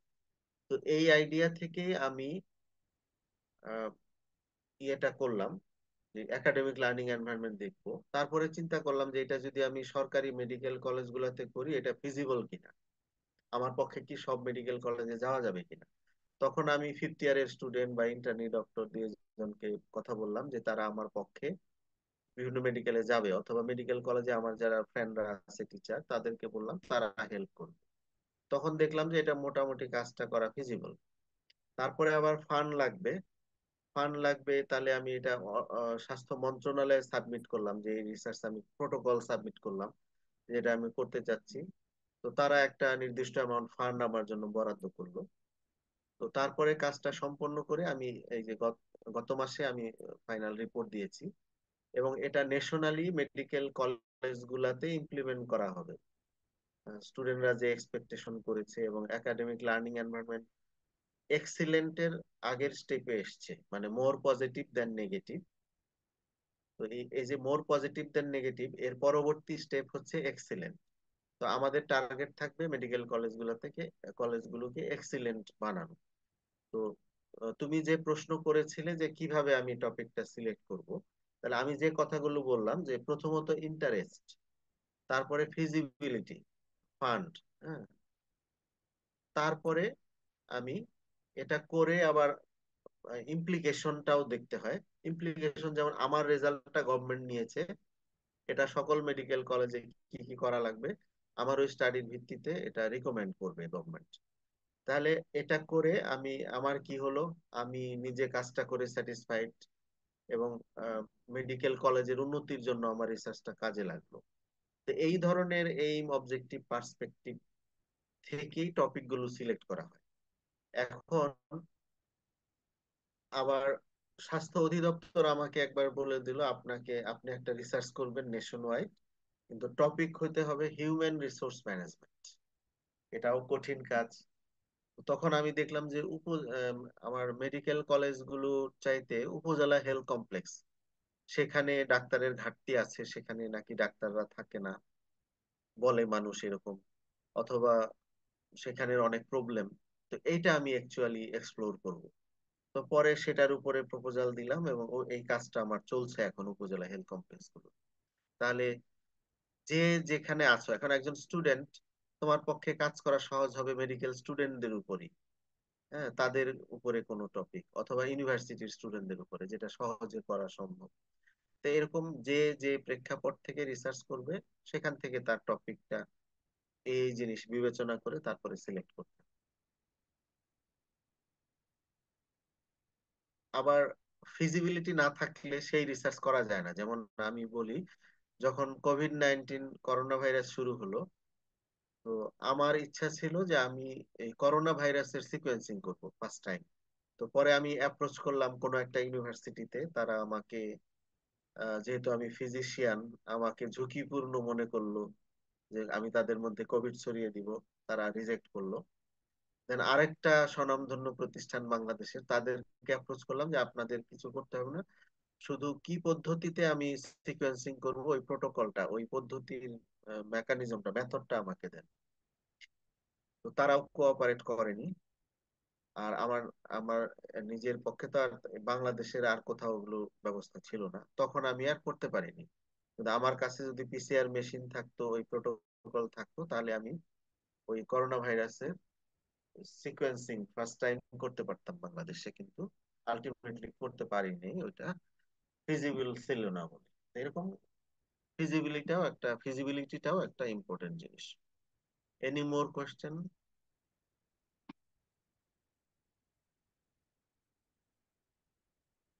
না থাকলে আমি কি পরের সেশনে যাব?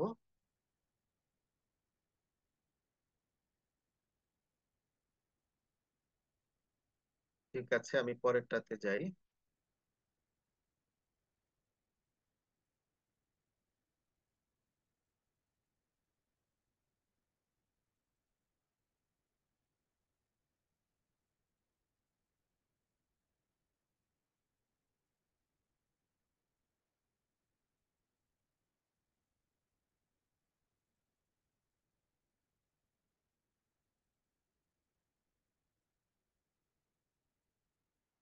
জয়শ্রী বা সৃজন, তোমরা কি কানেক্টেড আছো? জি স্যার, কানেক্টেড আছে। হ্যাঁ, আমি তোমাদের ফিডব্যাক চাচ্ছি। আমি কি একটু আহ, বেশি সময় নিচ্ছি, সংক্ষেপে বলবো নাকি ইলাবোরেটলি বলতে থাকবো? স্যার একটু যদি স্যার সংক্ষেপ করতেন তাহলে ভালো হতো স্যার, অ্যাকচুয়ালি 11টা হ্যাঁ, বাজে তো আমি তাহলে, হ্যাঁ হ্যাঁ হ্যাঁ হ্যাঁ হ্যাঁ, দীর্ঘ সময় আমি বুঝতে পারছি, তো আমি সংক্ষেপেই বলবো। খুব বেশি সময় নিচ্ছি না, এবং তোমরা ওই বেসিক কনসেপ্টটা নিলেই হবে, অত বেশি ইয়া করার দরকার নেই। প্রথমে আমরা যখন বলি যে রিসার্চ ডিজাইন, এই ডিজাইন আসলে কি সেটা একটু বলি। যে আমরা যেরকম একটা বিল্ডিং তৈরি করতে গেলে তার একটা ফ্রেমওয়ার্ক বা নকশা আঁকি, ঠিক সেরকম আমরা যখন কোনো একটা রিসার্চ করতে যাব, তার একটা কনসেপচুয়াল ফ্রেমওয়ার্ক দাঁড় করাতে হয়। So a research design is the conceptual framework through which research is conducted. অর্থাৎ একটা road map to carry out any research, কিভাবে আমি শুরু করব, কিভাবে শেষ করব, তার একটা প্ল্যান, এটাই হচ্ছে research design. Research design observational হতে পারে, এক্সপেরিমেন্টাল হতে পারে, participatory observation, focus group discussion, in-depth interview, হ্যাঁ, এগুলোর মাধ্যমে এই কোয়ালিটেটিভ রিসার্চ গুলো করা হয়। আমি কোয়ালিটেটিভ কোয়ান্টিটেটিভ রিসার্চ আগেই বলেছি যে কোয়ান্টিটেটিভ রিসার্চের ডাটা গুলো হয় quantitative, showing statistical evidence of relationship between variable, আর কোয়ালিটেটিভ এর ক্ষেত্রে description of person, their action এবং বিহেভিয়ার এগুলো থাকে। তো রিসার্চের যখন আমি ডিজাইন করব তখন আমার এইখান থেকে আমি শুরু করি যে রিসার্চের ডিজাইন আমি কিভাবে করব। আমি যে টপিকটা দেখতে চাচ্ছি সেখানে কোনো ইন্টারভেনশন আছে কিনা সেটা আমি দেখব। ইন্টারভেনশন মানে কোনো মেডিসিন ইউজ করতে হবে কিনা, কোনো একটা ট্রিটমেন্ট প্রোটোকল অ্যাপ্লাই করতে হবে কিনা, কোনো এডুকেশন অ্যাপ্লাই করতে হবে কিনা, কোনো ডায়াগনস্টিক টুল অ্যাপ্লাই করতে হবে কিনা। তো যদি আমার রিসার্চে এই ধরনের কোনো ইন্টারভেনশন থাকে তাহলে সেটা হবে এক্সপেরিমেন্টাল স্টাডি। আর যদি এরকম কোনো ইন্টারভেনশন না থাকে সেটা হবে অবজারভেশনাল স্টাডি। এখন এক্সপেরিমেন্টাল স্টাডিতে তিনটা বেসিক ক্রাইটেরিয়া থাকে। একটা হচ্ছে ইন্টারভেনশন থাকবেই, আর একটা হচ্ছে যে র্যান্ডমলি অ্যালোকেট করতে হবে। দুইটা গ্রুপ থাকবে, কন্ট্রোল গ্রুপ এবং ইন্টারভেনশন গ্রুপ, এবং এই দুইটা গ্রুপে আমার সাবজেক্টকে র্যান্ডমলি অ্যালোকেট করতে হবে। তাহলে এক্সপেরিমেন্টাল স্টাডির তিনটা বেসিক ক্রাইটেরিয়া, একটা হচ্ছে ইন্টারভেনশন থাকবে, কন্ট্রোল গ্রুপ এবং ইন্টারভেনশন গ্রুপ থাকবে, এবং র্যান্ডমলি অ্যালোকেট করতে হবে সাবজেক্টকে, অর্থাৎ র্যান্ডমাইজেশন থাকবে। এখন যে এক্সপেরিমেন্টাল তিনটা বৈশিষ্ট্যই ফুলফিল হবে, অর্থাৎ ইন্টারভেনশন থাকবে, র্যান্ডমাইজেশন থাকবে, কন্ট্রোল গ্রুপ এবং ইন্টারভেনশন গ্রুপ থাকবে, সেটা হচ্ছে ট্রু এক্সপেরিমেন্টাল স্টাডি। আর ইন্টারভেনশন ছাড়া বাকি যে দুইটা, অর্থাৎ র্যান্ডমাইজেশন অথবা কন্ট্রোল গ্রুপ, এই দুটোই অথবা যে কোনো একটির যদি ল্যাকিংস থাকে তাহলে সেটা হবে কসি এক্সপেরিমেন্টাল স্টাডি অথবা সিউডো এক্সপেরিমেন্টাল স্টাডি, অথবা এটাকে ফলস এক্সপেরিমেন্টাল স্টাডি বলে।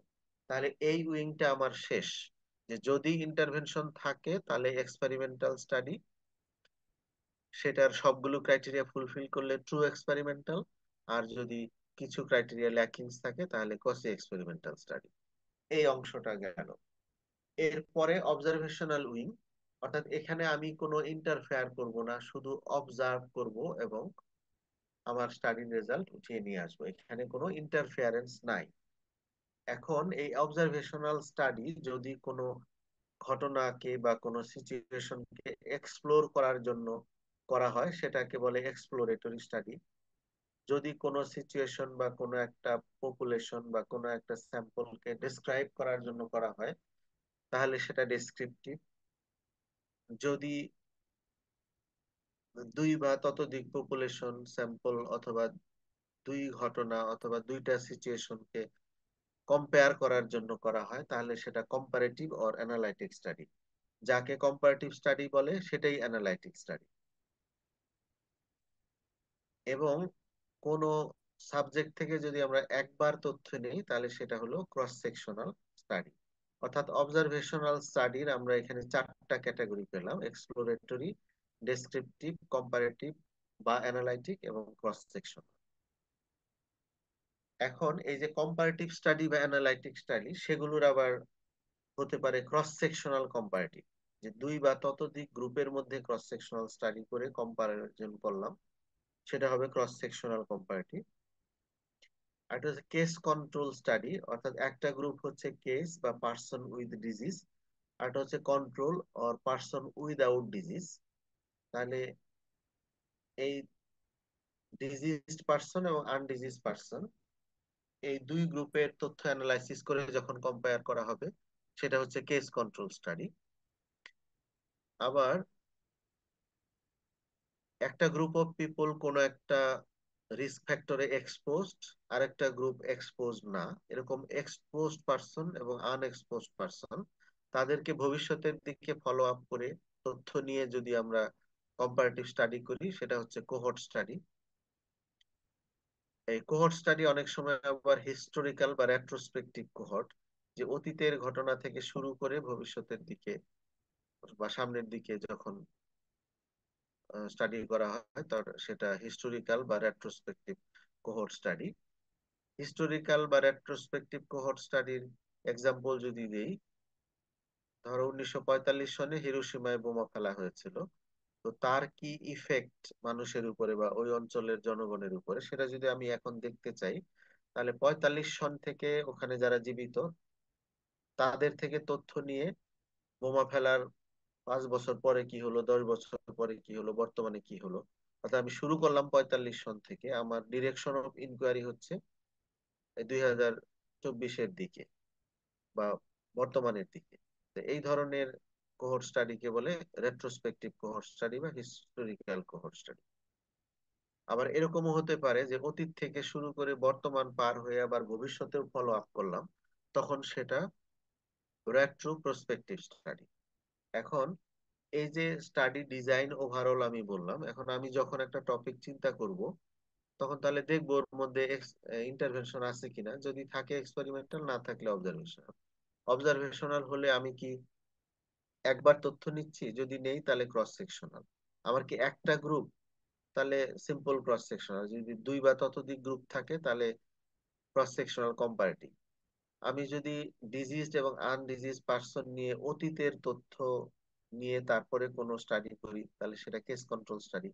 আমি এক্সপোজড পার্সন এবং আনএক্সপোজড পার্সন নিয়ে ভবিষ্যতের দিকে ফলো আপ করে যদি কোনো স্টাডি করি সেটা কোহর্ট স্টাডি। যদি আমি অতীত থেকে শুরু করে বর্তমান পর্যন্ত ডিরেকশনে কোনো স্টাডি করি সেটা রেট্রোপ্রসপেক্টিভ। যদি অতীত থেকে শুরু করে বর্তমান পার হয়ে ভবিষ্যতেও ফলো আপ করে কোনো স্টাডি করি সেটা হচ্ছে রেট্রোস্পেক্টিভ কোহর্ট স্টাডি। তাহলে এইভাবে আমার রিসার্চটাকে কোন ডিজাইনে পড়ে সেটা ফেলে তারপরে আমার রিসার্চটার যে বাকি কাজ সেটা সম্পন্ন করতে হবে। তাহলে ডিজাইন চুজ করার সময় আমরা এই সবটাকে মাথায় রাখবো। এখন আমি আরেকটা ছোট্ট জিনিস বলি যে কিছু স্টাডির একই স্টাডির ডিফারেন্ট নেম আছে, যেমন কম্পারেটিভ স্টাডি মানে অ্যানালাইটিক স্টাডি, আর ক্রস সেকশনাল স্টাডিতে আমরা ডিজিজের বা কোনো একটা ইভেন্টের প্রিভ্যালেন্স পাই, সেই জন্য ক্রস সেকশনাল স্টাডির আরেক নাম হচ্ছে প্রিভ্যালেন্স স্টাডি। কেন? কারণ এতে ডিজিজের প্রিভ্যালেন্স বের হয়ে আসে। কেস কন্ট্রোল স্টাডিতে আমরা কজ কজাল অ্যাসোসিয়েশন পাই, কোনো একটা ডিজিজের সঙ্গে কজাল অ্যাসোসিয়েশন পাই। আমি উদাহরণ দিই যে আমি 100 মানুষ নিলাম যারা স্মোকার, আর 100 একশো মানুষ নিলাম যারা লাং ক্যান্সারের পেশেন্ট, আর 100 মানুষ নিলাম যাদের লাং ক্যান্সার হয়নি। তো তাদের আমি হিস্ট্রি নিলাম যে বিগত 40 বছর ধরে তারা স্মোকিং করেছে কি করে নাই। তাহলে দেখা যাবে যাদের লাং ক্যান্সার আছে তাদের মধ্যেও কিছু মানুষ স্মোকার, কিছু মানুষ নন স্মোকার। আবার যাদের লাং ক্যান্সার হয়নি, ডিজিজ ফ্রি কন্ট্রোল, তাদেরও দেখা যাবে কিছু স্মোকার কিছু নন স্মোকার। তো এটাকে অ্যানালাইসিস করে আলটিমেটলি স্মোকিংটা লাং ক্যান্সার করে কি না সেটার উপরে একটা কনক্লুশন ড্র করা যাবে। তো এই ক্ষেত্রে আমি স্টাডি শুরু করেছি ডিজিজ পার্সন এবং নন ডিজিজ পার্সন দিয়ে, তথ্য নিয়েছি ব্যাকওয়ার্ড ডিরেকশনে। সেই কারণে কেস কন্ট্রোল স্টাডির আরেক নাম হচ্ছে রেট্রোস্পেক্টিভ স্টাডি অথবা backward looking study. Case control, তারই আরেক নাম রেট্রোস্পেক্টিভ বা ব্যাকওয়ার্ড লুকিং। অন্যদিকে কোহর্ট স্টাডি করলে আমরা সামনের দিকে ফলো আপ করি, এই জন্য কোহর্ট স্টাডির আরেক নাম prospective study, longitudinal study, forward looking study, হ্যাঁ এরকম নামে ডাকা যায়। এবং কোহর্ট স্টাডি করলে আমরা কি পাই? ডিজিজের ইনসিডেন্স পাই। অর্থাৎ আমি আজকে থেকে 40 বছর ফলো আপ করলাম, 40 বছর পরে আমি আমার জনগোষ্ঠীর 100 জনের হাইপার টেনশন পেলাম। তার মানে যে সময়টাতে আমি ফলো আপ করলাম সেটা 1 বছর হোক 10 বছর হোক, ওই সময়ে ওই ডিজিজটার ইনসিডেন্স কত সেটা আমি পেলাম। এই জন্য কোহর্ট স্টাডির আরেক নাম হচ্ছে ইনসিডেন্স স্টাডি। আর ক্রস সেকশনালের আরেক নাম বলেছিলাম প্রিভেলেন্স স্টাডি। প্রিভেলেন্স মানে হচ্ছে যে ওল্ড কেস এবং নিউ কেস, আগে থেকে যাদের অসুখ আছে এবং এই বছর যাদের নতুন করে হয়েছে, সবটা মিলে হচ্ছে প্রিভেলেন্স। এবং ক্রস সেকশনাল স্টাডিতে ওই দিন যারা ডিজিজ, আমি যেদিন তথ্য নিলাম ওই দিন যারা ডিজিজ অর্থাৎ নিউ এবং ওল্ড সবই কভার হয়, সেই কারণে ওইটা প্রিভেলেন্স স্টাডি। আর কোহর্ট স্টাডিতে শুধুমাত্র ওই সময়ে নতুন যাদের অসুখ হলো তারা কাউন্টে আসে, সে কারণে এটা হচ্ছে incidence study.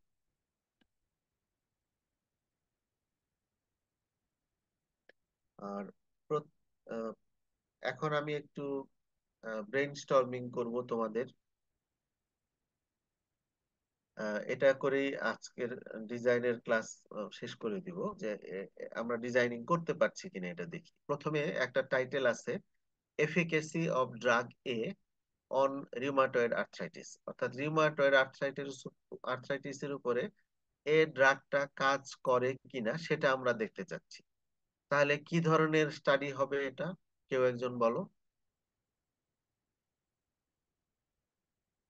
Sir experimental study হবে। হ্যাঁ, গুড। এটা এক্সপেরিমেন্টাল স্টাডি হবে, কারণ এখানে আমার একটা সাবজেক্টের ইন্টারভেনশন। উপরে ইন্টারভেনশন, অর্থাৎ ড্রাগ এ এটা হচ্ছে একটা ইন্টারভেনশন, এটা আমি ইউজ করছি, সুতরাং এটা একটা এক্সপেরিমেন্টাল স্টাডি হবে। দেন সাইড ইফেক্টস অফ কোভিড-19 vaccine in Mymensingh district of Bangladesh, অর্থাৎ যারা কোভিড-19 আক্রান্ত, কোভিড-19 ভ্যাকসিন নিয়েছে, কোভিড-19 তাদের কি কি সাইড ইফেক্টস হয়েছে, এইটা কি ধরনের ডিজাইন হতে পারে, একজন বলো। প্রথমে আমরা দেখি এখানে কি কোনো ইন্টারভেনশন আছে, রিসার্চার কি কোনো ইন্টারভেনশন করবে? না। না, কারণ ভ্যাকসিন তো আগে নিয়েছে, তারা তাদের মতো নিয়েছে, রিসার্চার কোনো ভ্যাকসিন দিচ্ছে না। তো ভ্যাকসিন নেওয়ার পরে কি কি সাইড ইফেক্ট হচ্ছে এইটা শুধু সে দেখবে। তাহলে কিভাবে দেখা যায়, কি ডিজাইন হতে পারে, একজন বলো। Observational descriptive. স্টাডি হবে, সে অবজারভেশনের মধ্যে কোন কোন কোন ভাবে করা যেতে পারে? Sir descriptive. ডেসক্রিপটিভ, হ্যাঁ হতে পারে, মানে cross sectional descriptive type of observational study হতে পারে।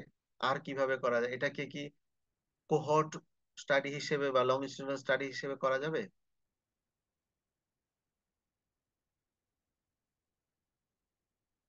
যেতে পারে।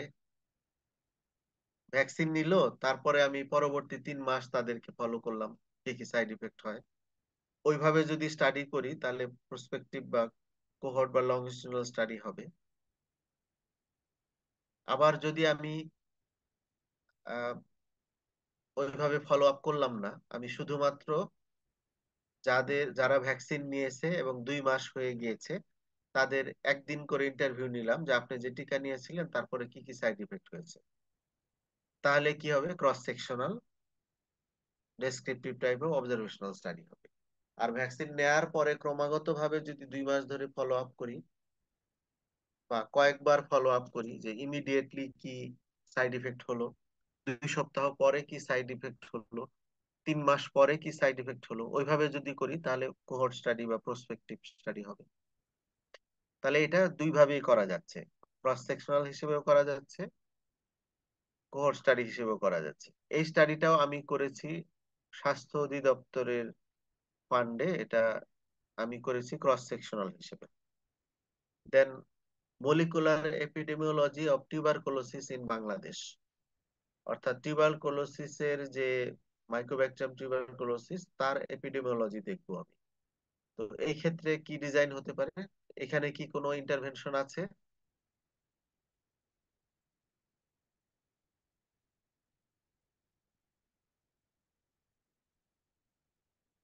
সৃজন, ইন্টারভেনশন আছে? আই থিঙ্ক নাই, হ্যাঁ নাই। এখানে আমার যেটা করতে হবে, পেশেন্টের স্পুটাম কালেক্ট করব, তারপরে সেটার বিভিন্ন রকম ইনভেস্টিগেশন করব। ইনভেস্টিগেশন মানে আমি এলইডি মাইক্রোস্কোপি করব, তারপরে জিন এক্সপার্ট করব, পিসিআর করব, সিমপ্লেক্স এবং মাল্টিপ্লেক্স পিসিআর করব, তারপরে জিন সিকোয়েন্সিং করব। তাহলে এই করতে গেলে আমার এখানে কোনো ইন্টারভেনশন নাই, এটাও ক্রস সেকশনাল স্টাডি হবে। Then academic learning environment of government medical college of Bangladesh, একবার আমি ছাত্রদের ইন্টারভিউ নিলাম, তাহলে এটা কি ধরনের স্টাডি হবে? Sir cross sectional cross sectional descriptive type of descriptive. Observational study, মানে মূলত cross sectional under descriptive study under observational study. তাহলে আমি যদি সবগুলো বলে দেই, তাহলে cross sectional descriptive type of observational study, যদি শুধু ক্রস সেকশনাল বলো তাও হবে, সমস্যা নেই। দেন আরেকটা টাইটেল হচ্ছে knowledge attitude and practice regarding national tobacco control law এবং বাংলাদেশ পুলিশ। অর্থাৎ আমি বাংলাদেশ পুলিশের অ্যাটিটিউড প্র্যাকটিস দেখতে চাই ন্যাশনাল টোবাকো কন্ট্রোল ল এর উপরে। তাহলে কি ধরনের স্টাডি হবে? এখানে কি কোনো ইন্টারভেনশন আছে? না স্যার। নাই। সুতরাং আমি তাদের ইন্টারভিউ নিতে হবে বা তাদেরকে অবজার্ভ করতে হবে। এক্ষেত্রে এটাও cross sectional descriptive type of observational study. এখানে একটা অংশ যেমন আহ, তাদের যে অ্যাটিটিউড, এটা কোয়ালিটেটিভ স্টাডির মধ্যে পড়বে। আবার তারা কি প্র্যাকটিস করে, অর্থাৎ কে কয়টা সিগারেট খায়, কত দিনে কয়টা খায়, কত দিন ধরে খায়, কবে শুরু করেছে, এগুলো হবে আমার কোয়ান্টিটেটিভ স্টাডি। এটা একটা মিক্স স্টাডি, এখানে বোথ কোয়ালিটেটিভ এবং কোয়ান্টিটেটিভ কম্পোনেন্ট দুটোই থাকবে। Association of smoking with lung cancer, যে লাং ক্যান্সারের সঙ্গে স্মোকিং রিলেটেড কিনা অথবা স্মোকিং করলে লাং ক্যান্সার হয় কিনা, এই ক্ষেত্রে কোন ডিজাইনটা সবচাইতে বেশি সুইটেবল হবে? Sir, case control type of comparative হ্যাঁ, study হ্যাঁ, under observational. গুড। এক্ষেত্রে শুধু কেস কন্ট্রোল স্টাডি বললেই হবে, অর্থাৎ এই স্টাডি করার জন্য আমার কিছু সংখ্যক লাং ক্যান্সারের পেশেন্ট নিতে হবে, আর কিছু সংখ্যক সেম এজ, সেম ক্যারেক্টারিস্টিক্স এর লাং ক্যান্সার হয়নি এমন মানুষ নিতে হবে। তারপরে তাদের বিগত 40-50 বছর ধরে স্মোকিং করেছে কিনা সেই হিস্ট্রি নিতে হবে। তারপরে ওইটা অ্যানালাইসিস করে আমি যদি পাই যে অডস রেশিও বের করতে হয়, বের করে যদিও দেখা যায় যে যারা স্মোকিং করেছে তাদের লাং ক্যান্সার হওয়ার ঝুঁকি বেশি, তখন আমরা বলতে পারবো যে smoking is associated with lung cancer. তাহলে এই ক্ষেত্রে আমার case control study is the best.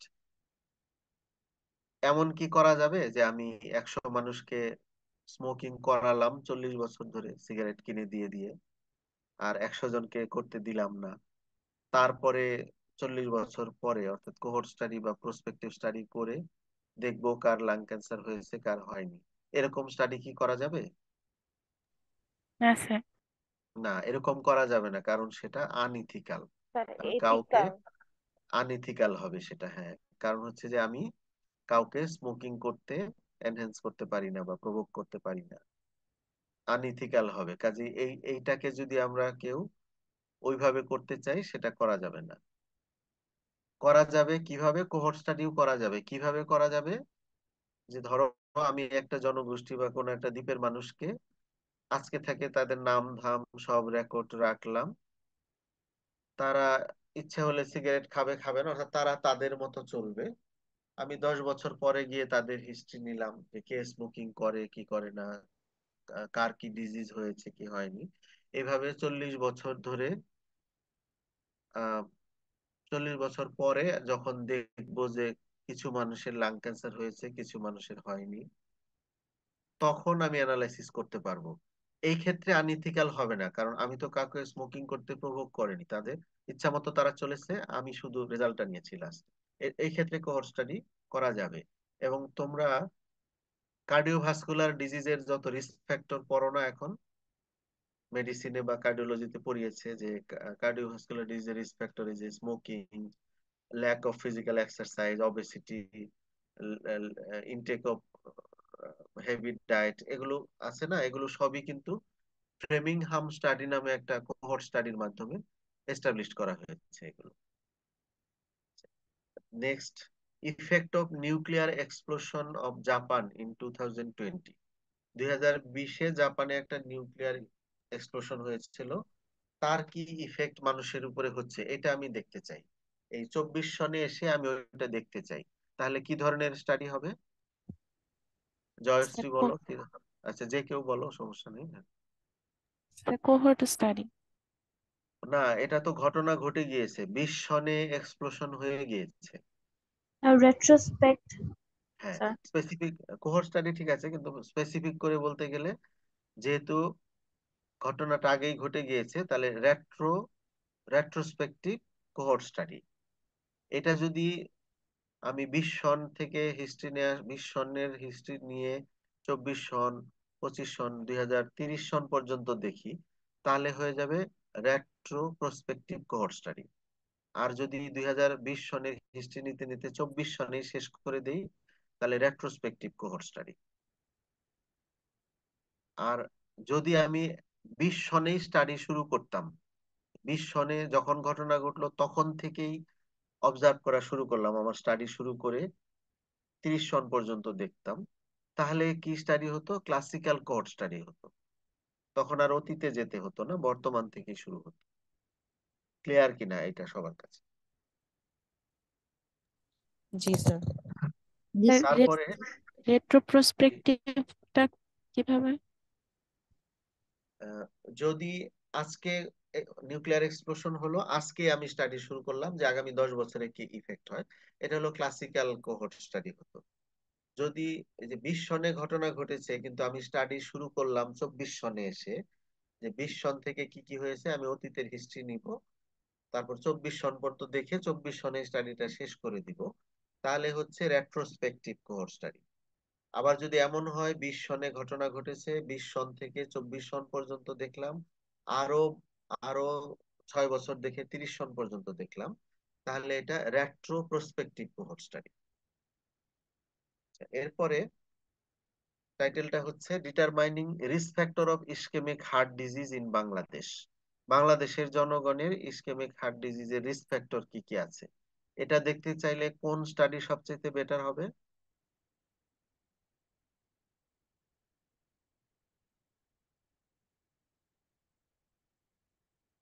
সবচাইতে বেটার হবে কোহর্ট স্টাডি। সে তারপরে কেস কন্ট্রোল স্টাডিও করা যাবে এটা দিয়ে, আর ক্রস সেকশনাল স্টাডি করেও করা যাবে। সবচাইতে স্ট্রং হবে কোহর্ট স্টাডি, তারপরে আর একটু কম রিলায়েবল ভ্যালিড হবে কেস কন্ট্রোল স্টাডি, আরো কম ভ্যালিডিটি হবে cross sectional study. Then serum magnesium level in patient with acute ischemic stroke. Acute ischemic stroke পেশেন্টদের সেরাম ম্যাগনেসিয়াম লেভেল কেমন থাকে এটা দেখবো। এটা কি ধরনের স্টাডি হবে? ওই এটার কোনো ইন্টারভেনশন নাই, cross sectional descriptive type of observational study. Serum sodium level in term and preterm neonate with অ্যাসফেক্সিয়া।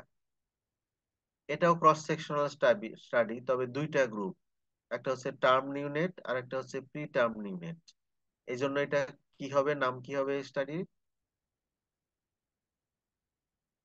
Cross sectional study in দুইটা গ্রুপ, তাহলে কি নাম হবে? Comparative, cross sectional cross comparative. Sectional comparative study অথবা ক্রস সেকশনাল অ্যানালাইটিক স্টাডি। লাস্টে আছে role of FNAC in detection of breast cancer. Breast cancer ডিটেকশনে এফএনএসির কি রোল, এটা কি হবে? এটা cross sectional descriptive type of observational study. একবার এফএনএসি টিস্যু নিয়ে পরে অ্যানালাইসিস করতে হবে। স্যার এটা এক্সপেরিমেন্টাল কেন বলছি না? আমি তো কোনো এখানে ইয়ে করছি না, মানে কি বলে যে পেশেন্টের উপরে কোনো মেথড অ্যাপ্লাই করছি না যেটা তার ডিজিজ প্রসেসকে মডিফাই করবে, সেরকম কিছু অ্যাপ্লাই করছি না। Okay sir. তো আমার মনে হয় রিসার্চ ডিজাইন সম্পর্কে প্রাথমিক ধারণা হয়েছে।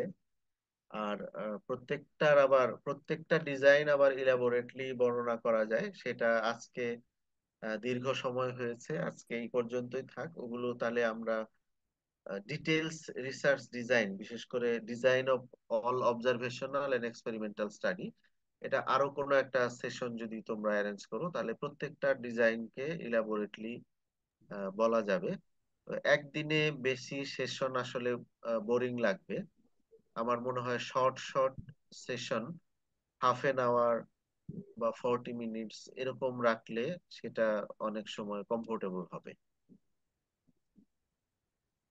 ঠিক আছে, তো আজকে এই পর্যন্তই থাকুক। Thank you. আর থ্যাংক তোমরা ইউ স্যার। তাহলে আমার যে নেক্সট সেশন, এটা আগামীকাল না দিয়ে ওই 24 তারিখে, মানে পরশুদিন রাত 10টায়, ওটা হবে how to write a manuscript অথবা ম্যানুস্ক্রিপ্ট রাইটিং। জি স্যার। থ্যাংক ইউ স্যার, কালকে আপনার প্রোগ্রাম আছে। তো থ্যাংক ইউ স্যার। আর এই প্রোগ্রাম রেখে আমাদেরকে সময় দেওয়ার জন্য অসংখ্য ধন্যবাদ। তো আশা করছি স্যার আমরা আরো মানে ফিউচারে এরকম আরো রিসার্চ রিলেটেড কোনো প্রোগ্রামে আপনাকে আমরা মেন্টর হিসাবে পাবো। তো এবার আমরা প্রথম আর কি একটা প্রোগ্রাম করেছি, হয়তোবা কিছু ভুল ত্রুটি হয়েছে, সেটার জন্য আমরা বিএমএসএস এর যারা আছি তারা আপনার কাছে যারা পার্টিসিপেট আছে তাদের কাছে আন্তরিকভাবে দুঃখিত। আমরা চেষ্টা করব আমাদের প্রোগ্রাম গুলো সবার ফিডব্যাক নিব আমরা, অবশ্যই সবার ফিডব্যাক অনুযায়ী আমরা চেষ্টা করব আমাদের ফিউচারের বিভিন্ন প্রোগ্রাম গুলো আমরা যেন improve করতে পারি। তো থ্যাংক ইউ সবাইকে আজকে সেশনটা অ্যাটেন্ড করার জন্য। আজকে অনেক রাত হয়ে গিয়েছে, সবাইকে শুভরাত্রি। Okay, thank you everybody. আসসালামু আলাইকুম। Walaikum assalam. আসসালামু আলাইকুম।